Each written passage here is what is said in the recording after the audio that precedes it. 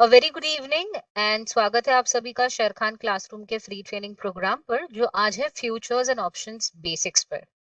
तो सेशन शुरुआत करने से पहले अपना परिचय देना चाहूंगी। मेरा नाम पूनम मोंडल है और मैं एज एन एजुकेशन इंस्ट्रक्टर शेर खान में काम करती हूँ। साथ ही साथ इस सेशन की इंस्ट्रक्टर भी आप सभी के लिए मैं ही रहूं। चलिए सबसे पहले आपके की टेक अवेज देख लेते हैं। की टेक अवेज यानी कि हम एग्जैक्टली कौन से मुद्दों पर बात करेंगे, क्योंकि आज का ये सेशन का टॉपिक ही बोलता है कि ये फ्यूचर्स एंड ऑप्शंस का बेसिक्स है। तो अगर ये कहता है कि ये फ्यूचर्स एंड ऑप्शंस का बेसिक्स है, तो हम एग्जैक्टली वही फॉलो करेंगे, यानी कि हम बेसिक्स ही देखेंगे आज फ्यूचर्स एंड ऑप्शंस का। तो चलिए आगे बढ़ते हैं और आपके की टेक अवेज देखते हैं। सबसे पहले हम देखेंगे डेरिवेटिव्स क्या होते हैं। इंट्रोडक्शन टू डेरिवेटिव्स देखेंगे। इंट्रोडक्शन टू डेरिवेटिव्स के बाद हम देखेंगे फ्यूचर्स क्या होते हैं। अब सिर्फ फ्यूचर्स जानना और फ्यूचर्स के बारे में जानते ही ओके या जानने से ही क्या आप फ्यूचर्स में ट्रेड कर सकते हैं? बिल्कुल नहीं। ऐसे बहुत सारे टर्मिनोलॉजीज है जिसका जिसका हमें जानना बहुत जरूरी है। तो फ्यूचर्स में ट्रेड लेने से पहले हमें हमें जानना जरूरी है कि ऐसे कौन से वर्ड्स, ऐसे कौन से जार्गन्स यूज किए गए हैं जो शायद हम नहीं समझ पाएंगे अगर हम ट्रेड लेने भी जा रहे होंगे। तो ना सिर्फ फ्यूचर्स कैसे वर्क करता है वो जानना, पर उसमें कौन से टर्म्स यूज होते हैं वो भी जानना इंपॉर्टेंट है। तो उसकी इंपॉर्टेंट टर्मिनोलॉजी डिस्कस करेंगे।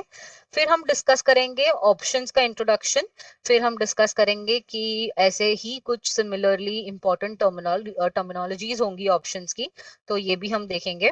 इसके बाद हम देखेंगे why to trade in options, यानी कि ऑप्शंस में क्यों ट्रेड किया जाना चाहिए।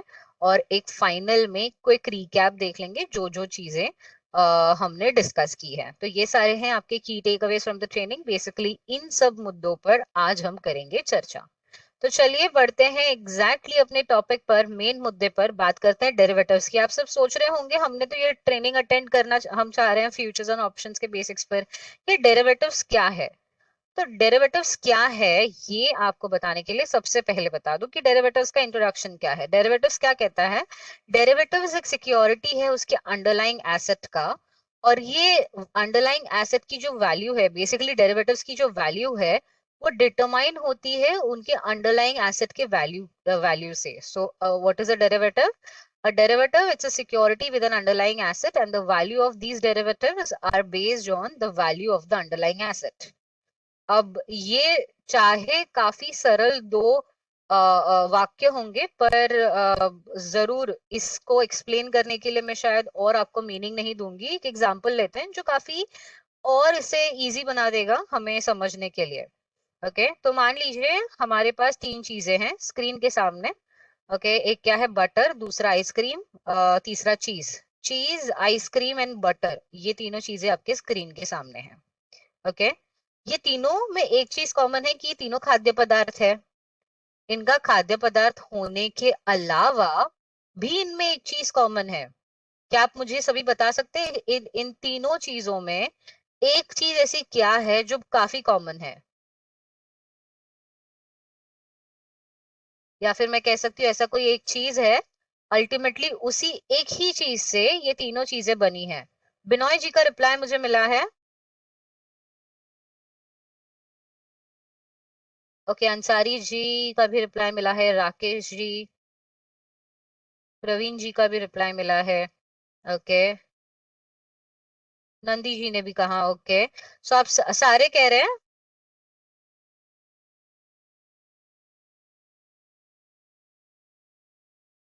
Exactly exactly. तो आप सभी के हिसाब से ये मिल्क एक ऐसा कॉमन प्रोडक्ट है अल्टीमेटली, जिससे बना है चीज, जिससे बनी है आइसक्रीम और जिससे बना है बटर। तो मिल्क यहाँ पे एक ऐसा कॉमन प्रोडक्ट है जिससे अल्टीमेटली ये तीनों चीजें बनी है। तो मिल्क हमारे एग्जाम्पल में बन गया अंडरलाइंग एसेट। इस अंडरलाइंग एसेट से बनी हुई कोई भी चीजें बन जाती हैं उनकी डेरिवेटिव्स। तो ये हो गया अंडरलाइंग एसेट, वैसे ही इनकी सारी डेरिवेटिव्स। अब दोस्तों, आप सभी मुझे एक बात बताएं कि अगर आप सभी को क्या लगता है, अगर अंडरलाइंग एसेट जो मिल्क है, अंडरलाइंग एसेट जो दूध है, इसके प्राइसेस में कोई भी चेंजेस आते हैं, कोई भी चेंज आती है प्राइस में, या फिर प्राइस बढ़ता है, एग्जाम्पल के और पे ले लेते हैं कि प्राइस अगर बढ़ता है दूध का, तो क्या उनके डेरिवेटिव्स के प्राइस भी बढ़ेंगे? क्या उनके डेरिवेटिव्स के प्राइसेस में भी बदलाव आएगा? अगर अंडरलाइंग एसेट के प्राइसेस में कोई बदलाव आया तो क्या उनके डेरिवेटिव्स के प्राइसेस पर भी बदलाव आएगा? 100%, बिल्कुल बिल्कुल आएगा। ओके, यस, ओके, तो बिल्कुल आएगा, राइट। तो समवेयर हमें ये पता लग गया है कि बेसिकली डेरिवेटिव के प्राइसेस कहीं ना कहीं डिटरमाइन किए जाते हैं अंडरलाइंग एसेट से। अब आई बिलीव आप सभी अंडरलाइंग एसेट एंड डेरिवेटिव्स का मतलब समझ गए होंगे क्लियरली। तो चलिए मैं आपसे पूछना चाहूंगी कुछ और डेरिवेटिव्स मिलके।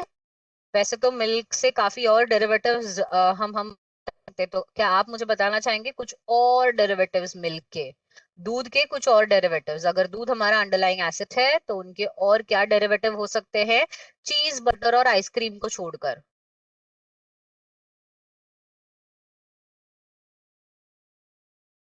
पनीर, घी, मिल्क पाउडर, बटर मिल्क जिसे हम छाछ कहते हैं, स्वीट्स, ओके, ओके। चलिए फिर अभी और अंडरलाइंग एसेट चेंज करते हैं।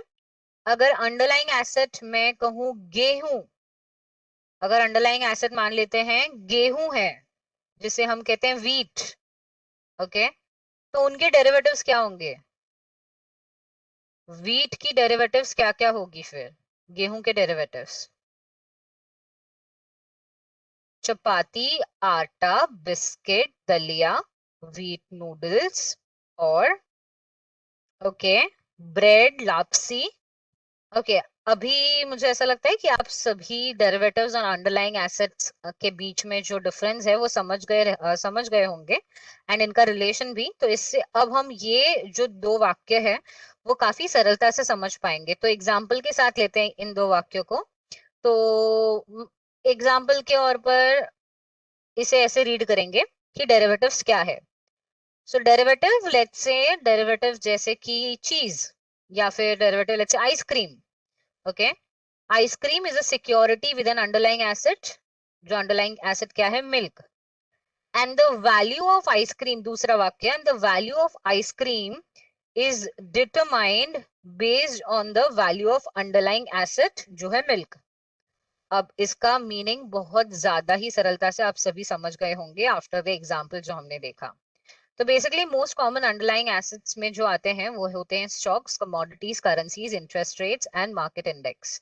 सो बेसिकली ये सारे अंडरलाइंग एसेट्स हैं जिसमें आप ट्रेड कर सकते हैं। जैसे आपने सुना ही होगा स्टॉक्स में डेरिवेटिव्स में ट्रेड किया जा सकता है, कमोडिटी करेंसी में कंप्लीटली डेरिवेटिव्स में ही ट्रेड होता है, वैसे ही interest rates and market index जैसे कि निफ्टी, आप निफ्टी में ट्रेड कर सकते हैं, बैंक निफ्टी में ट्रेड कर सकते हैं, ओके।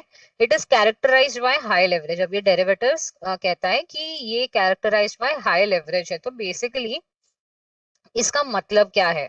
तो अगर मैं लेवरेज की बहुत सरल शब्दों में बात करूं, ना कि बुकिश डेफिनेशन में कि एक कोई किताबी डेफिनेशन देने के अलावा, ओके, लेवरेज बेसिकली क्या है, एक छोटा सा अमाउंट है, एक छोटा सा अमाउंट ऑफ मनी है जो बेसिकली आपको एक्सपोजर देता है। जैसे मान लेते हैं अगर आपको कहीं करीबन तकरीबन शेयर्स खरीदने 5 लाख रुपए के, ओके, या फिर 1 लाख रुपए के, छोटी सी अमाउंट, 1 लाख रुपए की खरीदनी है, जिसके लिए आपको 15 से 20 हजार ही देने होंगे, ओके। यहाँ पर आपको ये एक्सपोजर मिलता है। सो बेसिकली डेरिवेटिव्स कैसे प्रोडक्ट है, लेवरेज्ड प्रोडक्ट है।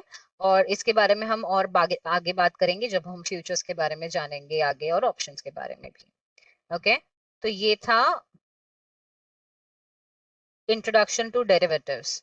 अब बात करते हैं टाइप्स ऑफ डेरिवेटिव्स की। तो दो जो most popular types of derivatives है, जिनमें से आज हम उन दो की बात करने वाले हैं, पर आपको मोस्ट पॉपुलर से रूबरू करवा दूं, है forwards, futures, options, warrants and swaps. ये है 5 मोस्ट पॉपुलर टाइप के derivative, forwards, futures, options, warrant and swap. And मेरा ये मानना है कि आप सभी ने इसमें से सबसे ज्यादा फ्यूचर्स एंड ऑप्शंस के बारे में ही सुना होगा। क्या मैं सही हूँ?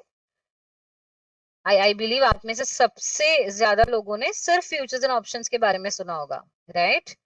एग्जैक्टली उसी के बारे में आज हम बात करेंगे डिटेल में, बट उसकी बेसिक्स। तो जैसे कि सबसे पहले फ्यूचर्स की बात करने वाले हैं हम। फ्यूचर्स जानने से पहले, ओके, फ्यूचर्स समझने से पहले हमारा फॉरवर्ड कॉन्ट्रैक्ट समझना काफी इंपॉर्टेंट है। फॉरवर्ड कॉन्ट्रैक्ट जब तक हम नहीं समझ पाएंगे कि फ्यूचर्स एग्जैक्टली क्या है।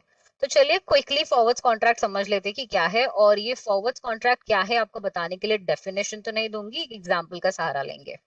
ओके, एग्जाम्पल बेसिकली बहुत आसानी से हेल्प करता है हमें कुछ भी समझने के लिए। तो फॉरवर्ड्स कॉन्ट्रैक्ट है जो हम समझने जा रहे हैं। मान लीजिए ये मैं हूं और मैं एक प्रोड्यूसर हूँ बहुत बड़े ब्रेड कंपनी की। मेरी बेसिकली मैं मैन्युफैक्चर करती हूँ ब्रेड्स, और मेरी कंपनी जो ब्रेड्स मैन्युफैक्चर करती है वो है सिर्फ ब्राउन ब्रेड, यानी कि जो गेहूं से बनते हैं।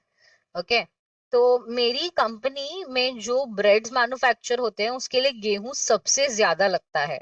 और फिलहाल में जो गेहूं मैं यूज कर रही हूँ मार्केट में उसका प्राइस चल रहा है 50 रुपए प्रति किलो। 50 रुपए पर केजी का जो गेहूं है वो अभी अभी के इस समय पर मेरे मैन्युफैक्चरिंग में यूज किया जा रहा है ब्रेड्स बनाने के लिए। एक दिन मैंने लिखा पढ़ी सारा करना चाहा और सारे करंट सिनेरियोज एंड एवरीथिंग देखे, तो मुझे उस वजह से लगा कि किसी कारणवश किसी कारण से जिस गेहूं का मैं उपयोग कर रही हूँ मेरे मैन्युफैक्चरिंग में, या जिस गेहूं का मैं यूज कर रही हूँ मेरे मैन्युफैक्चरिंग में, वही गेहूं के दाम बढ़ने वाले हैं आने वाले कुछ समय में। तो मैंने कुछ मेरी एनालिसिस की, मेरी एनालिसिस ने कहा करीबन 2 महीने बाद जो गेहूं मैं आज यूज कर रही हूँ 50 रुपए प्रति किलो पर, ये गेहूं के प्राइसेस करीबन 65 रुपए यानी कि 65 रुपीज पर केजी 2 महीने के बाद तक जाएगी। अब अगर आप ऐसे देखें कि अगर मैं मैन्युफैक्चरर हूं और गेहूं के प्राइसेस वही जो गेहूं जो आज मैं 50 रुपए पर यूज कर रही हूँ और सीधा 2 महीने बाद अगर मैं उसके लिए 65 रुपए प्रति केजी देने लगूं, तो ये सबसे बड़ा कॉस्ट इंक्रीज हो जाएगा मेरे मैन्युफैक्चरिंग में, और ये सबसे बड़ी हानि होगी मेरे मैन्युफैक्चरिंग कंपनी को। राइट, तो मुझे कुछ तो उपाय निकालना था, कुछ तो सुझाव निकालना था, और उस सुझाव निकालने के चक्कर में मैंने सोचा क्यों ना मैं डायरेक्टली किसी किसान को पूछूं, क्यों ना मैं डायरेक्टली किसी किसान से खरीदूं यही गेहूं। तो मैं एक किसान के पास गई, मैंने उस किसान को अप्रोच किया कि क्या मुझे आप 10 किलो गेहूं 2 महीने बाद 55 रुपए प्रति केजी में देंगे। तो वो किसान सोचने लगे कि ये मोहतरमा आए हैं मेरे पास, मुझसे 55 रुपए प्रति केजी पर मांग रहे हैं वही गेहूं जो आज बाजार में बिक रहे 50 रुपए पर। तो किसान और सोचने लगे कि क्या मुझे ये देना चाहिए या नहीं देना चाहिए। अब किसान को तो ये पता नहीं था कि 2 महीने बाद क्या होने जा रहा है, कितने होने वाले हैं प्राइजेस, कितने नहीं होने वाले, किसान की इतनी एनालिसिस तो नहीं थी। राइट, तो यहाँ पर अगर उनकी एनालिसिस नहीं थी बट उन्होंने एटलीस्ट ये एक सुझाव निकाल लिया खुद के लिए कि आज मुझे वही गेहूं के लिए 50 रुपए प्रति किलो मिल रहे हैं, 2 महीने बाद इसी गेहूं के मुझे कोई 55 रुपए दे रहा है जो आज के दाम से ज्यादा है। और बस यही बात जानने के बाद किसान ने अग्री कर लिया कि वो मुझे 2 महीने बाद 10 किलो गेहूं देंगे 55 रुपए प्रति किलो के हिसाब से। ओके, अब आ जाता है 2 महीने के बाद का समय। 2 महीने बीत चुके हैं, आ चुका है वो समय जिस दिन मुझे किसान से ये 10 किलो गेहूं खरीदना है 55 रुपए प्रति केजी पर उस दिन मुझे ऐसा सुनने में आया कि बाजार में जो प्राइस है, मंडी में जो प्राइसेस हैं वो 45 रुपीज पर केजी पर है। उसी गेहूं का दाम बढ़ने के जगह किसी कारण घटकर 45 रुपीज पर केजी हो चुका है। तो आप सभी मुझे बताइए, अगर इस कॉन्ट्रैक्ट में जैसे मैं और ये किसान थे, अब अब अगर मुझे किसान से ये खरीदना पड़े तो, और मार्केट में प्राइस हो 45 पर केजी, तो ये किसके लिए लाभदायक होगा? क्या मेरे लिए लाभदायक होगा? प्राइसेस मार्केट में गिरने के कारण क्या ये कॉन्ट्रैक्ट मेरे लिए लाभदायक होगा या किसान के लिए लाभदायक होगा? प्रॉफिट में कौन रहेगा? क्या मैं प्रॉफिट में रहूंगी या किसान प्रॉफिट में होगा जिस दिन मुझे ये गेहूं खरीदने हैं?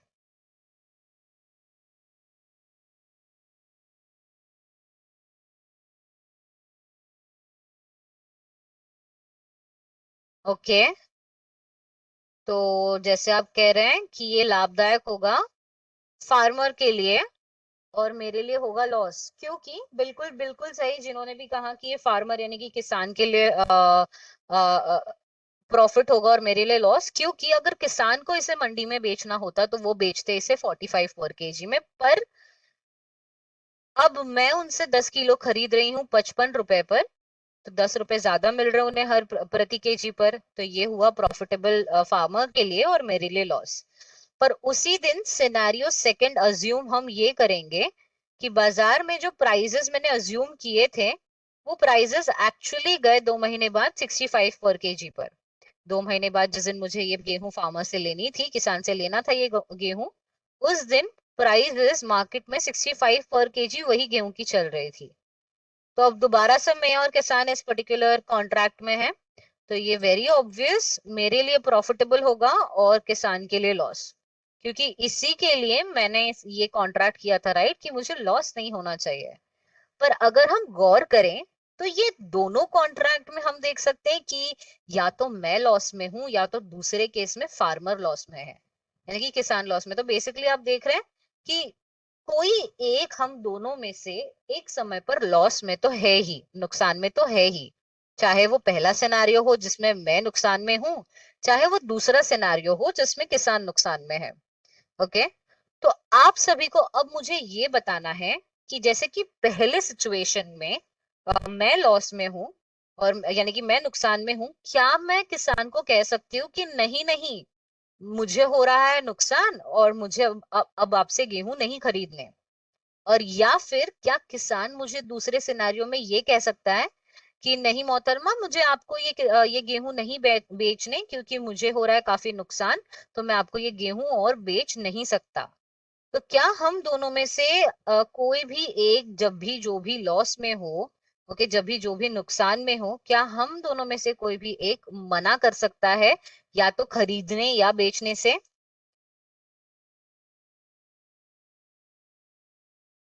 आप सबको क्या लगता है, क्या हम मना कर सकते हैं एक दूसरे को कि नहीं नहीं, मुझे और खरीदना नहीं है आपसे, और दूसरे सिनेरियो में नहीं नहीं मैम, मैं बेचना नहीं चाहता आपको, और क्या हम ये कर सकते हैं?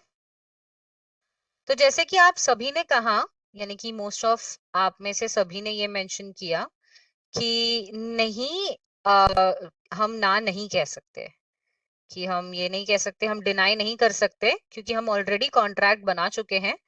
तो हम एग्जिट यानी कि ये अग्रीमेंट से ना नहीं कर सकते। ओके, जैसे कि बहुतों ने आप में से कहा है कि नहीं, हम बिल्कुल ना नहीं कर सकते, बट जिन्होंने भी ये उत्तर दिया है कि नहीं, हम ना नहीं कर सकते, आप सभी को बता दूं दोस्तों, क्योंकि आप सभी कह रहे हैं क्योंकि हमने एक कॉन्ट्रैक्ट में एंटर किया है, राइट, बट दोस्तों ये एक बाइंडिंग कॉन्ट्रैक्ट नहीं थी। यहाँ पर एक्चुअली कोई है ही नहीं जो हमें बता सके कि ये कॉन्ट्रैक्ट, यानी कि कोई है ही नहीं इसकी देखरेख करने के लिए कि जिस दिन ये कॉन्ट्रैक्ट एग्जीक्यूट होने वाला है, क्या उस दिन कोई है या नहीं, ये देखने के लिए कि हम इसे एग्जीक्यूट कर रहे हैं या नहीं। यानी कि कोई देखरेख करने वाला अगर था ही नहीं, ये सिर्फ एक वर्ड ऑफ माउथ कॉन्ट्रैक्ट था, जिसकी वजह से हमेशा एक काउंटर पार्टी रिस्क तो होती ही थी। काउंटर पार्टी रिस्क का होना मतलब दोनों पार्टी में से कोई एक पार्टी, जैसे कि मैं और किसान, मेरे और किसान में से कोई एक कभी भी कह सकता है at any point in time कि नहीं, मुझे आपसे और ये गेहूं खरीदने नहीं है, या फिर नहीं, मुझे ये गेहूं आपको और बेचना नहीं है। ओके, सो ये सबसे बड़ी प्रॉब्लम थी फॉरवर्ड्स कॉन्ट्रैक्ट में। दूसरा सबसे बड़ा ये प्रॉब्लम था फॉरवर्ड्स कॉन्ट्रैक्ट में कि जैसे मैं फार्मर के पास गई, जैसे मैं किसान के पास गई, किसान को मैंने कहा कि किसान, मुझे 10 kgs ऑफ वीट दे दीजिए, 10 किलो गेहूं दे दीजिए, 10 किलो गेहूं दे दीजिए 2 महीने बाद करीबन 55 रुपए में। वैसे ही मेरे जैसे कई और आते थे किसान के पास, और उन्हें उनके कस्टमाइज्ड कॉन्ट्रैक्ट, जैसे कि कोई आता था और किसान को कहता था कि मुझे करीबन 5 किलो गेहूं 1 महीने में दे देना, मुझे करीबन 20 किलो गेहूं कुछ महीने में दे देना। तो ऐसे अलग अलग रिक्वेस्ट के साथ लोग आते थे फार्मर के पास, उनकी रिक्वेस्ट लेकर उन्हें उनसे गेहूं खरीदने के लिए। अब किसान के लिए ये बहुत डिफिकल्ट हो जाता था कि वो सबकी कॉन्ट्रैक्ट्स जो ऐसे हैं, सारी कॉन्ट्रैक्ट सबकी याद रखे, ये काफी डिफिकल्ट हो जाता था। तो यहाँ पर ऐसी ही बहुत सारी जो इश्यूज आई थी फॉरवर्ड कॉन्ट्रैक्ट में, इसके इसके इश्यूज को, यही सारे इश्यूज को ओवरकम करने के लिए एक दूसरा टाइप ऑफ कॉन्ट्रैक्ट आया, उनके उसके अपने बेनिफिट्स के साथ, जो है फ्यूचर्स का कॉन्ट्रैक्ट। फ्यूचर्स कॉन्ट्रैक्ट का सबसे पहला बेनिफिट तो ये है कि ये एक्सचेंज ट्रेडेड है। एक्सचेंज ट्रेडेड कॉन्ट्रैक्ट होना मतलब कि फ्यूचर्स जो है वो सिर्फ एक्सचेंज में ही ट्रेड होंगे, यानी कि एक्सचेंज देखभाल करेगा कि ये कॉन्ट्रैक्ट डेट ऑफ एग्जीक्यूशन को एग्जीक्यूट हो रहा है या नहीं। अन्यथा इसके अलावा क्या होता है, एक्सचेंज ट्रेडेड कॉन्ट्रैक्ट होने के अलावा कि काउंटर पार्टी रिस्क बिल्कुल निकल जाती है। साथ ही साथ इसमें कंप्लीटली स्टैंडर्डाइजेशन है, यानी कि जो गेहूं मुझे 55 में आज शायद बाजार में मिल रहा हो मुंबई में, ओके, मैं अगर कोलकाता जाऊं या दिल्ली जाऊं या फिर गुड़गांव जाऊं या कहीं और जाऊं, मुझे वो वही सेम गेहूं मुझे मिलेंगे 55 में ही। तो कंप्लीटली स्टैंडर्डाइजेशन है। और स्टैंडर्डाइजेशन की तो मैं बात करूं तो मैं सिर्फ प्राइस की नहीं कह सकती, स्टैंडर्डाइजेशन में और भी चीजें आती हैं, जैसे कि सबसे पहला है कि फिक्स एक्सपायरी। सारे कॉन्ट्रैक्ट्स की, फ्यूचर्स में जितने भी कॉन्ट्रैक्ट्स होते हैं सबकी फिक्स एक्सपायरी होती है। तो चलिए सबसे पहले आपको एक्सेल शीट में लेकर जाओ और आपको बताओ एग्जैक्टली इसका मतलब क्या है।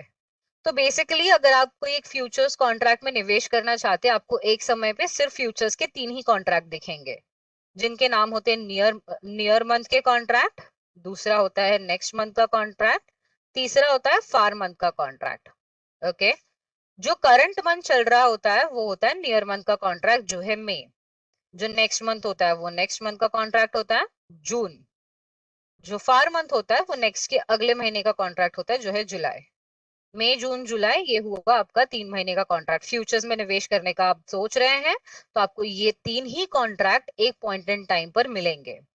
तो इसमें स्टैंडर्डाइजेशन वाली कौन सी बात है? तो इसमें स्टैंडर्डाइजेशन की ये बात है कि इसकी एक्सपायरी जो है ये तीनों कॉन्ट्रैक्ट की वो फिक्स है। तो क्या आप सोच रहे पूनम, आप ये कहना चाहते हैं कि ये तीनों एक साथ मिलके एक ही दिन एक्सपायर होते? नहीं, इनकी एक्सपायरी कुछ इस प्रकार से है कि ये हर एक कॉन्ट्रैक्ट उसी महीने के लास्ट वर्किंग थर्सडे को एक्सपायर होती है। जैसे मई महीने का वर्किंग थर्सडे जो लास्ट है उस महीने में, यानी कि मई महीने में उस महीने का लास्ट वर्किंग थर्सडे उसकी एक्सपायरी होगी। जून महीने का लास्ट वर्किंग थर्सडे उसकी एक्सपायरी होगी जून महीने के कॉन्ट्रैक्ट की। जुलाई महीने की लास्ट वर्किंग थर्सडे जुलाई मंथ के कॉन्ट्रैक्ट की होगी। तो क्या आप मुझे बता सकते हैं मई महीने का लास्ट मंथ यानी कि last Thursday of the month कब है, कौन सी तारीख को है? तो जिससे हमें ये पता चलेगा कि मई महीने के जो भी कॉन्ट्रैक्ट्स है उस दिन सारे एक्सपायर हो जाएंगे। 27 जून महीने के कौन सी तारीख को है? जून का आप बता सकते हैं मुझे?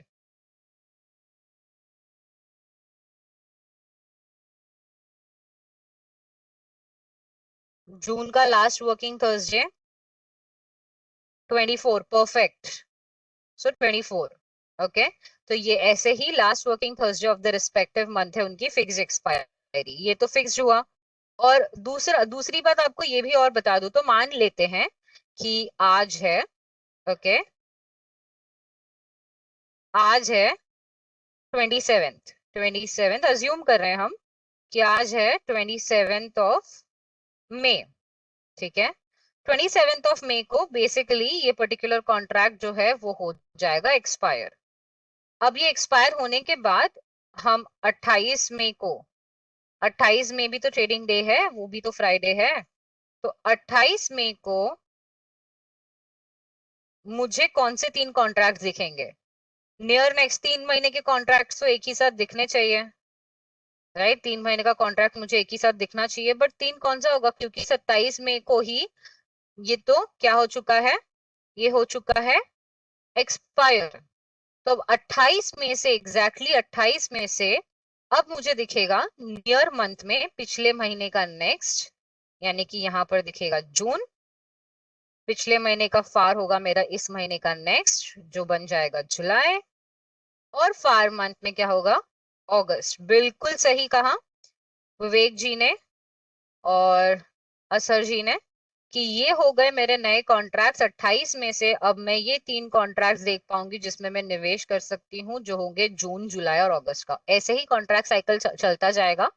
नियर मंथ कॉन्ट्रैक्ट एक्सपायर होने के बाद क्या होगा, उसके बाद जुलाई अगस्त सितंबर, जुलाई मंथ का एक्सपायर होने के बाद क्या होगा, अक्टूबर अगस्त सितंबर अक्टूबर, ऐसे ही जो है कंटिन्यूअसली एक एक कॉन्ट्रैक्ट एक्सपायर होने के बाद एक नया कॉन्ट्रैक्ट हर मंथ में जुड़ता जाएगा।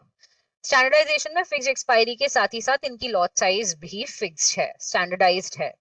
सो बेसिकली अगर आपको कोई भी स्टॉक का या फिर कोई भी कॉन्ट्रैक्ट का फ्यूचर्स में कुछ भी खरीदना है, तो आप 2 3 4 ऐसे नहीं खरीद सकते, आप 2 3 4 ऐसे क्वांटिटी में नहीं खरीद सकते। ये बेसिकली होलसेल मार्केट जैसा है, जहां पर आपको जो भी खरीदना होगा आप उसे लॉट में ही खरीद सकते हैं। जैसे कि मुझे अगर एक माचिस की तीली खरीदनी खरीदनी अगर हो, या फिर एक सिर्फ माचिस की तीली की जरूरत हो, तो मैं एक माचिस की तीली दुकानदार से नहीं मांग सकती, मुझे कंपल्सरीली एक मैच बॉक्स खरीदना ही होगा। उसी प्रकार से मुझे अगर फ्यूचर्स कॉन्ट्रैक्ट में कुछ भी बाय करना है तो वो मुझे लॉट साइज में ही मिलेगा। हर एक कॉन्ट्रैक्ट का अपना खुद का फिक्स्ड लॉट साइज होता है। हर एक कॉन्ट्रैक्ट का अपना खुद का फिक्स्ड लॉट साइज होता है, जो बेसिकली आपको आसानी से मिल जाएगा जब भी आप ऑर्डर प्लेस करना चाहेंगे वो पर्टिकुलर सेगमेंट, वो पर्टिकुलर कॉन्ट्रैक्ट में।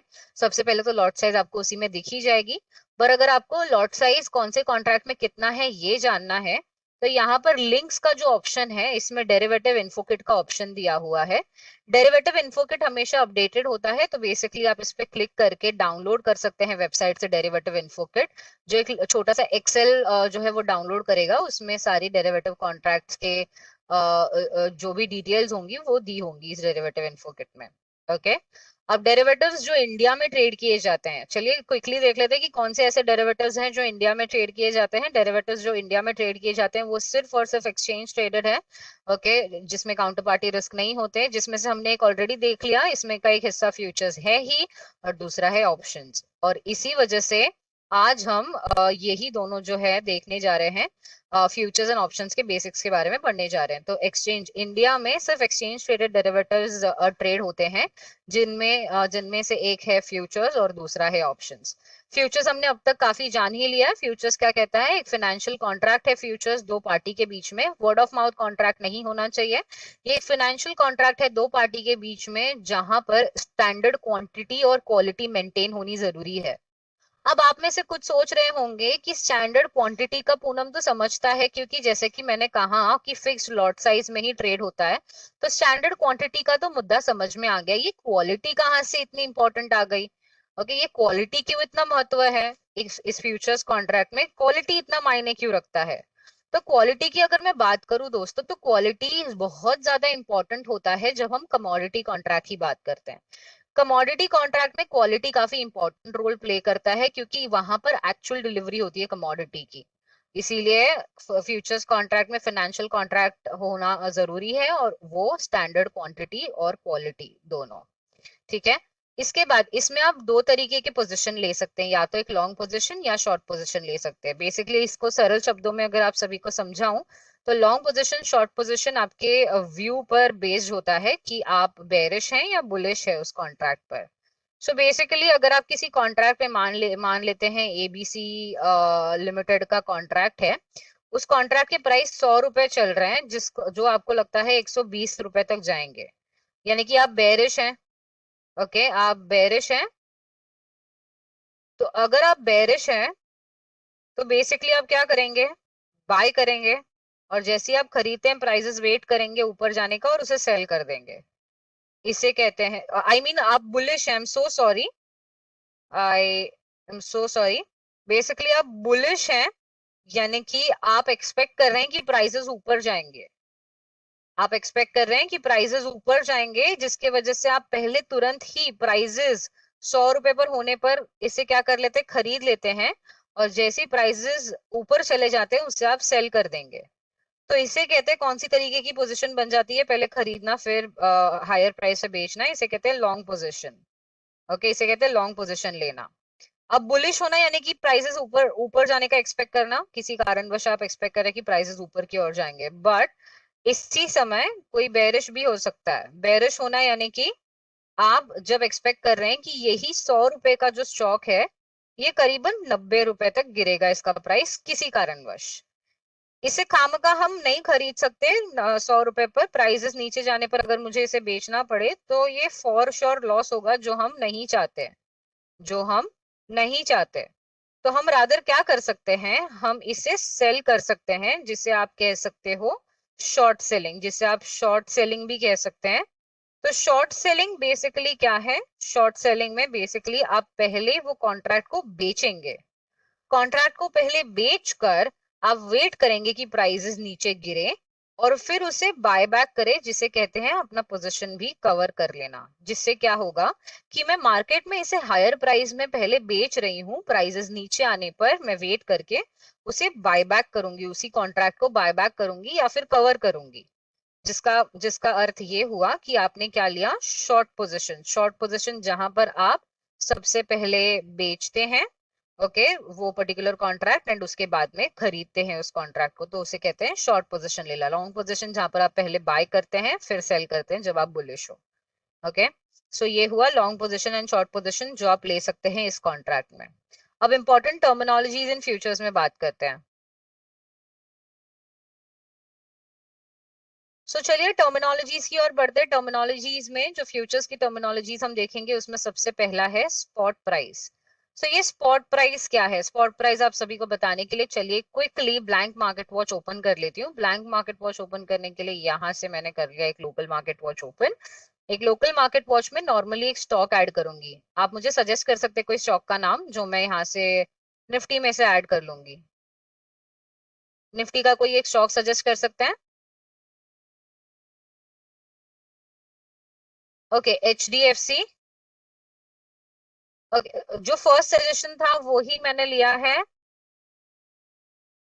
तो आशीष जी बेहद धन्यवाद सजेशन के लिए। मार्केट वॉच में जाकर मैं यहाँ पर एड स्क्रिप्ट करूंगी और इक्विटीज में से गौर करें, इक्विटीज में से सर्च करूंगी HDFC। HDFC बैंक या सिर्फ HDFC? आशीष जी HDFC या HDFC बैंक?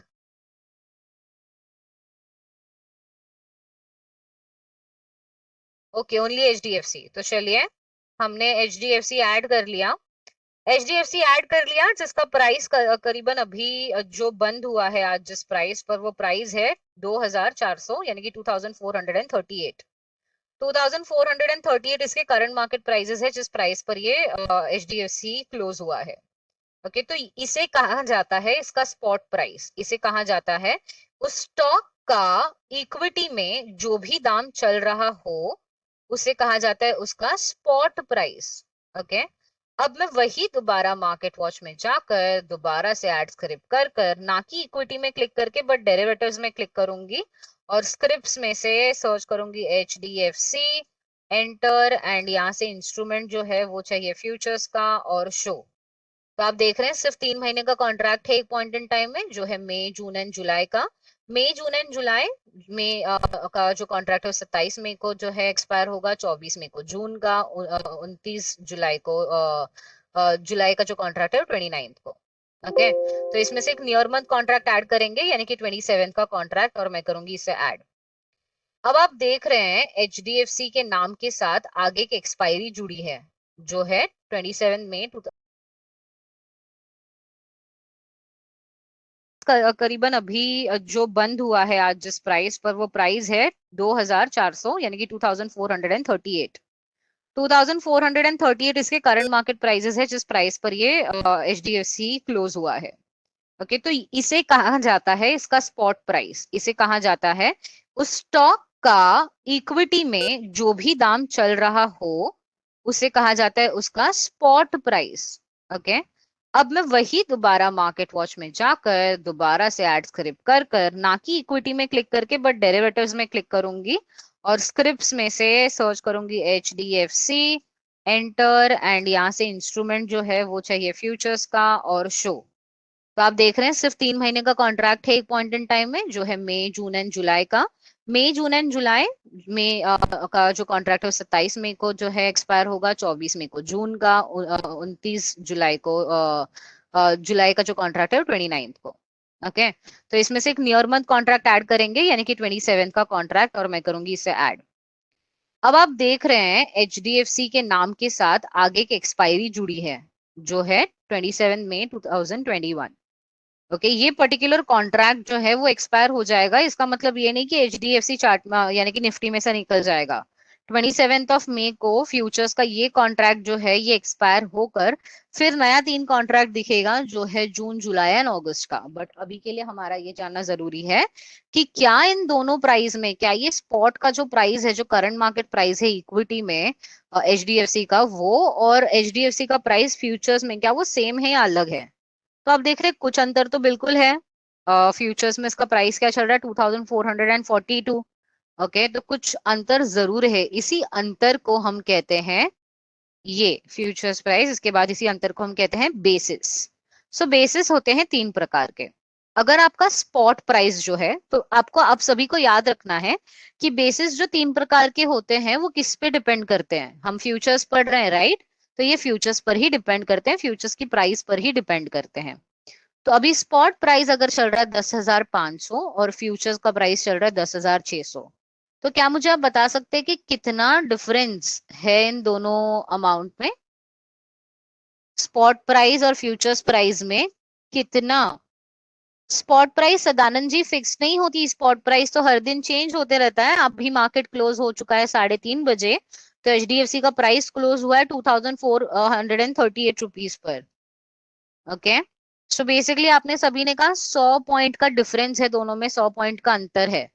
तो अब जैसे कि मैंने कहा आपको कि आपकी जो बेसिस है वो फ्यूचर प्राइस के ऊपर निर्भर करती है। तो आप सभी को क्या लगता है, फ्यूचर्स का प्राइस ज्यादा है या स्पॉट का प्राइस ज्यादा है? ये 100 पॉइंट फ्यूचर्स के ज्यादा है या स्पॉट के ज्यादा है? ये 100 पॉइंट फ्यूचर्स के ज्यादा है, फ्यूचर्स के ज्यादा है, right? So basically on the basis of futures price, futures का प्राइस प्रीमियम में चल रहा है, 100 पॉइंट के प्रीमियम में चल रहा है एज कंपेयर टू स्पॉट। अगर वहीं आपका स्पॉट और फ्यूचर्स सेम हुआ तो उसे कहते हैं कि एट पार है वो कॉन्ट्रैक्ट। और वहीं अगर आपका स्पॉट प्राइस 10,500 और फ्यूचर्स 10,400 हुआ, जहां पर आपका 100 पॉइंट का डिफरेंस है, पर इस समय आप देख रहे हैं कि फ्यूचर्स प्राइस कम है, स्पॉट से क्या है, कम है, तो इसे कहते हैं कि फ्यूचर्स डिस्काउंट पे चल रहा है, 100 पॉइंट डिस्काउंट पे चल रहा है as compared to spot price.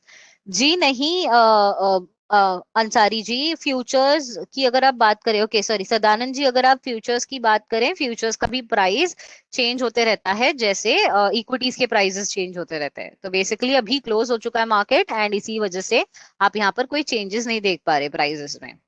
Okay, तो ये है कि बेसिस प्रीमियम में हो सकता है, एट पार में हो सकता है, या डिस्काउंट में हो सकता है। हमारे एग्जाम्पल में हमने क्या देखा, एचडीएफसी देखा, राइट? तो अगर हमने जो एचडीएफसी देखा, just a moment, okay, HDFC जो देखा, एचडीएफसी का स्पॉट जो था, स्पॉट प्राइस था 2438। ओके, और फ्यूचर्स प्राइस जो था वो था 2442। तो आपको क्या लगता है इन दोनों प्राइजेस के बेसिस क्या है? क्या फ्यूचर्स प्रीमियम में है, एट पार में है, या डिस्काउंट में है? बिल्कुल सही जवाब कि फ्यूचर्स प्राइस 4 रुपए के या 4 रुपए के प्रीमियम पर है। ओके, फ्यूचर में एचडीएफसी का प्राइस 4 रुपए के प्रीमियम पर चल रहा है। ओके, तो ये था बेसिस। बेसिस के बाद जो नेक्स्ट है जो हम देखेंगे,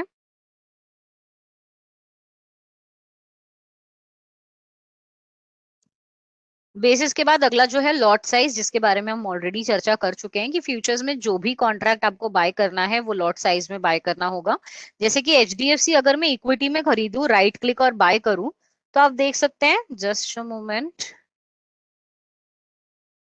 आप देख सकते हैं कि मैं एक क्वांटिटी, दो क्वांटिटी खरीद सकती हूँ। क्वांटिटी देखिए आप बढ़ा सकती हूँ मैं, एक, एक, दो, तीन, चार, पांच, 1 के मल्टीपल पे सिंपली क्वांटिटी बढ़ा सकती हूँ। पर वही अगर एचडीएफसी मुझे फ्यूचर्स में खरीदना है, राइट क्लिक बाय स्क्रिप्ट करूं और सबसे कम क्वांटिटीज की 0 और नेक्स्ट क्वांटिटी अगर मैं चेंज करते जाऊं तो ये स्टार्ट होती है 300, 300 से मल्टीप्लाई होके, यानी कि मल्टीपल ऑफ 300 से क्या होता है 600, 900, 1200, 1500, 1800, ये ऐसे बढ़ते जाएगा।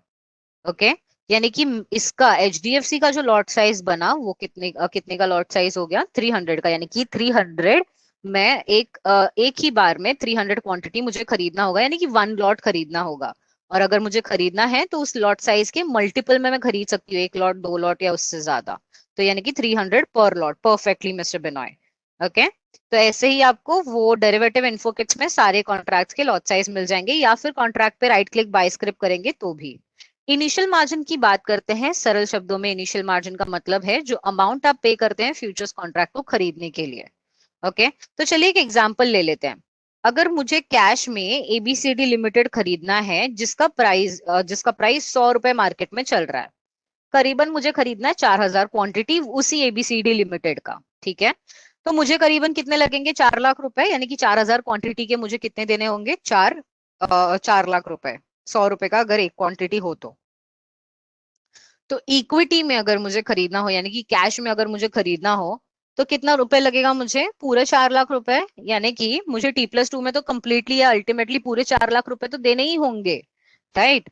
पर यही मुझे अगर फ्यूचर्स में खरीदना है, ऐसी ही एक पोजीशन मुझे फ्यूचर्स में खरीदनी है जहां पर फ्यूचर्स में मेरे अकाउंट में स्टॉक नहीं बाय हो रहा, मेरे अकाउंट में मैं एक कॉन्ट्रैक्ट बाय कर रही हूँ जो मुझे राइट दे रहा है फ्यूचर्स में वो पर्टिकुलर पर्टिकुलर स्टॉक बाय करने का। यानी कि एबीसीडी लिमिटेड को मैं फ्यूचर में, मुझे वो राइट दे रहा है फ्यूचर्स कॉन्ट्रैक्ट बाय करके, कि मैं वो फ्यूचर में एक पर्टिकुलर प्राइस में खरीद रही हूँ।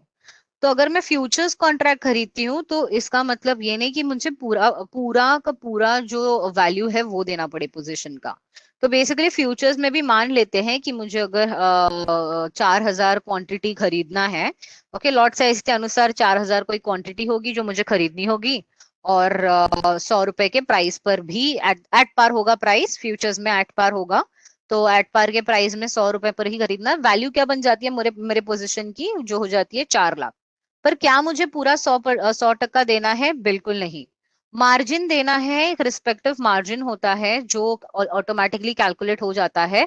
परसेंटेज हर कॉन्ट्रैक्ट वाइज चेंज होगा, आपको वही मार्जिन परसेंटेज जो हर कॉन्ट्रैक्ट वाइज है डेरिवेटिव इन्फोकिट के अंदर मार्जिन डिटेल्स में मिल जाएंगे, सारे कॉन्ट्रैक्ट के कितने मार्जिन आपको पे करने हैं।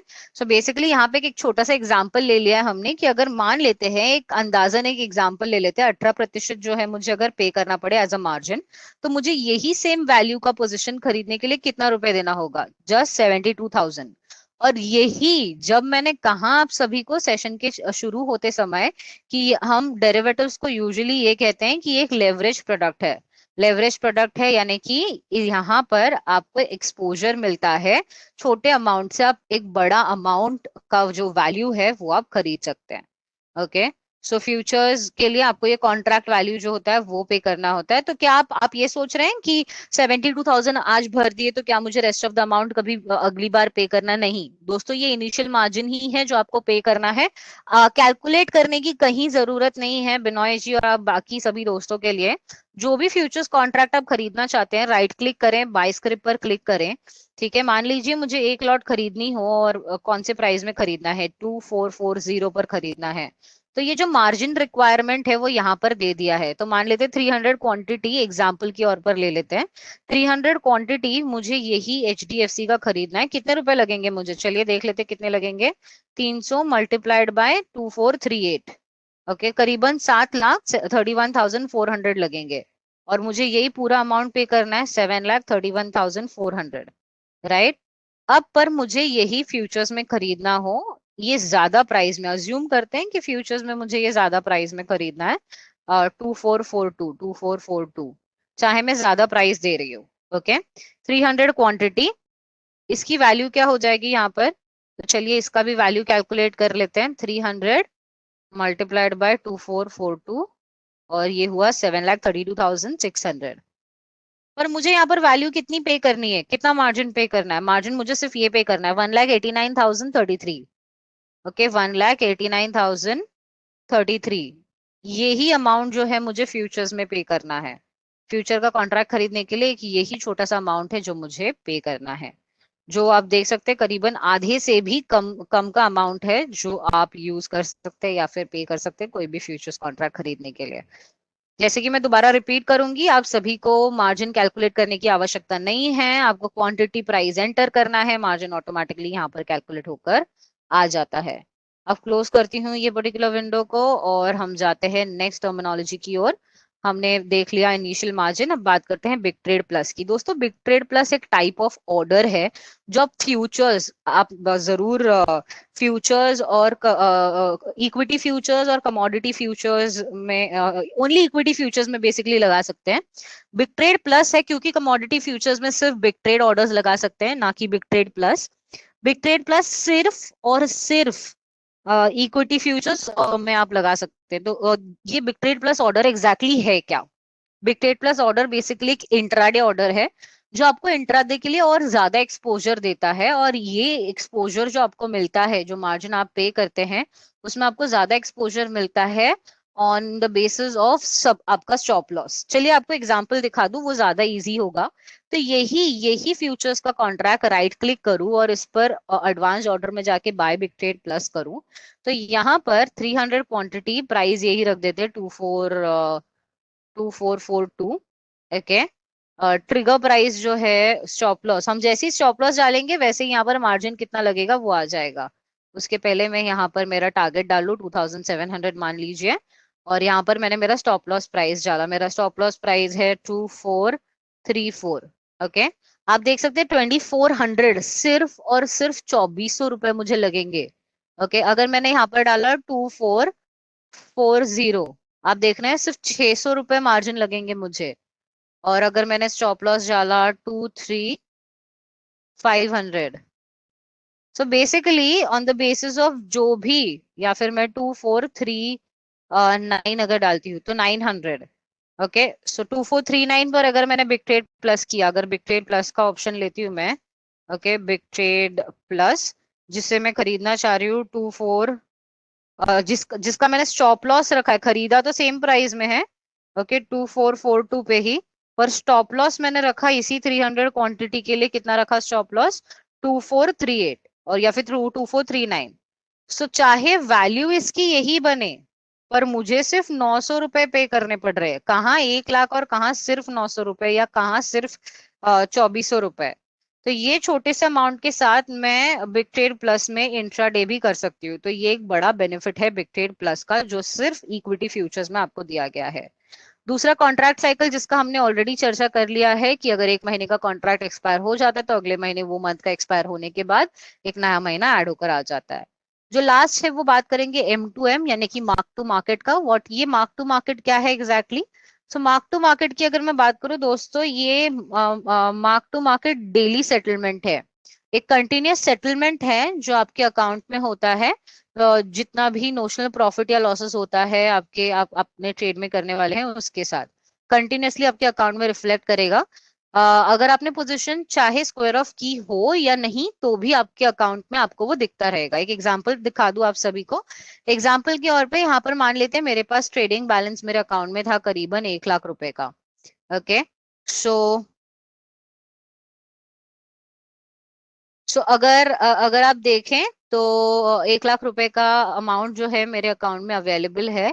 1 लाख रुपए का अमाउंट मेरे अकाउंट में अवेलेबल है, तो अगर आप सभी को याद होगा मैंने वो नॉर्मल 72,000 की जो 72,000 की जो यानी कि कॉन्ट्रैक्ट थी वो खरीदी। मैंने एबीसीडी लिमिटेड खरीदी फ्यूचर्स में 4,000 लॉट 100 रुपए की, जिसमें 72,000 लगे थे, तो वो मैंने कॉन्ट्रैक्ट खरीदी।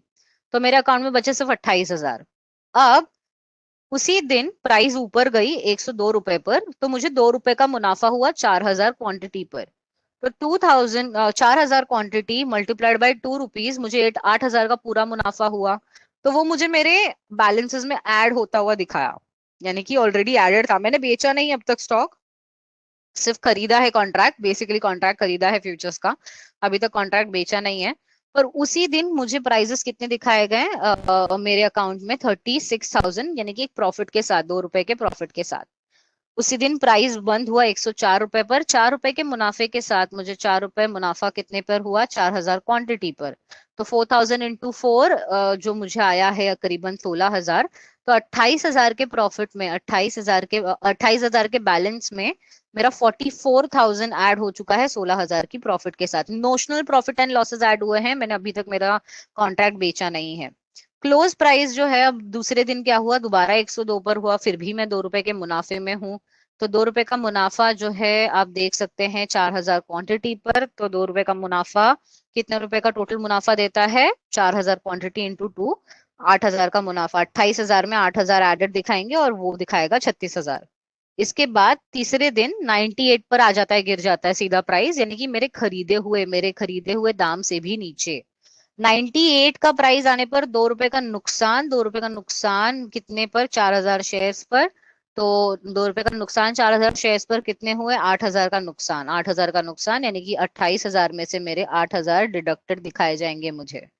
ओके, फाइनली क्या हुआ? फाइनली जैसे ही चौथे दिन प्राइस 101 पर आ गई, मेरे खरीदे हुए दाम के ऊपर 1 रुपए जैसे ही आ गई, उसी वक्त उसी समय क्विकली मैंने क्या किया, 1 रुपए का प्रॉफिट लेके मेरा जो पोजीशन था वो स्क्वायर ऑफ कर दिया 101 रुपए पर। 1 रुपए का प्रॉफिट लेके 4000 शेयर्स पर, तो मेरे को कितने कितने प्रॉफिट कितना हो गया? मुझे यहाँ पर प्रॉफिट हुआ करीबन 4000 का। तो मेरा 72,000 रिलीज हो जाएगा। मेरे अकाउंट में ऑलरेडी 28,000 थे और मुझे मेरे कॉन्ट्रैक्ट पे एक प्रॉफिट मिलेगा जो है 1 रुपए का 4000 शेयर्स पे। 4000 का अल्टीमेटली मेरे अकाउंट में होगा 1,04,000।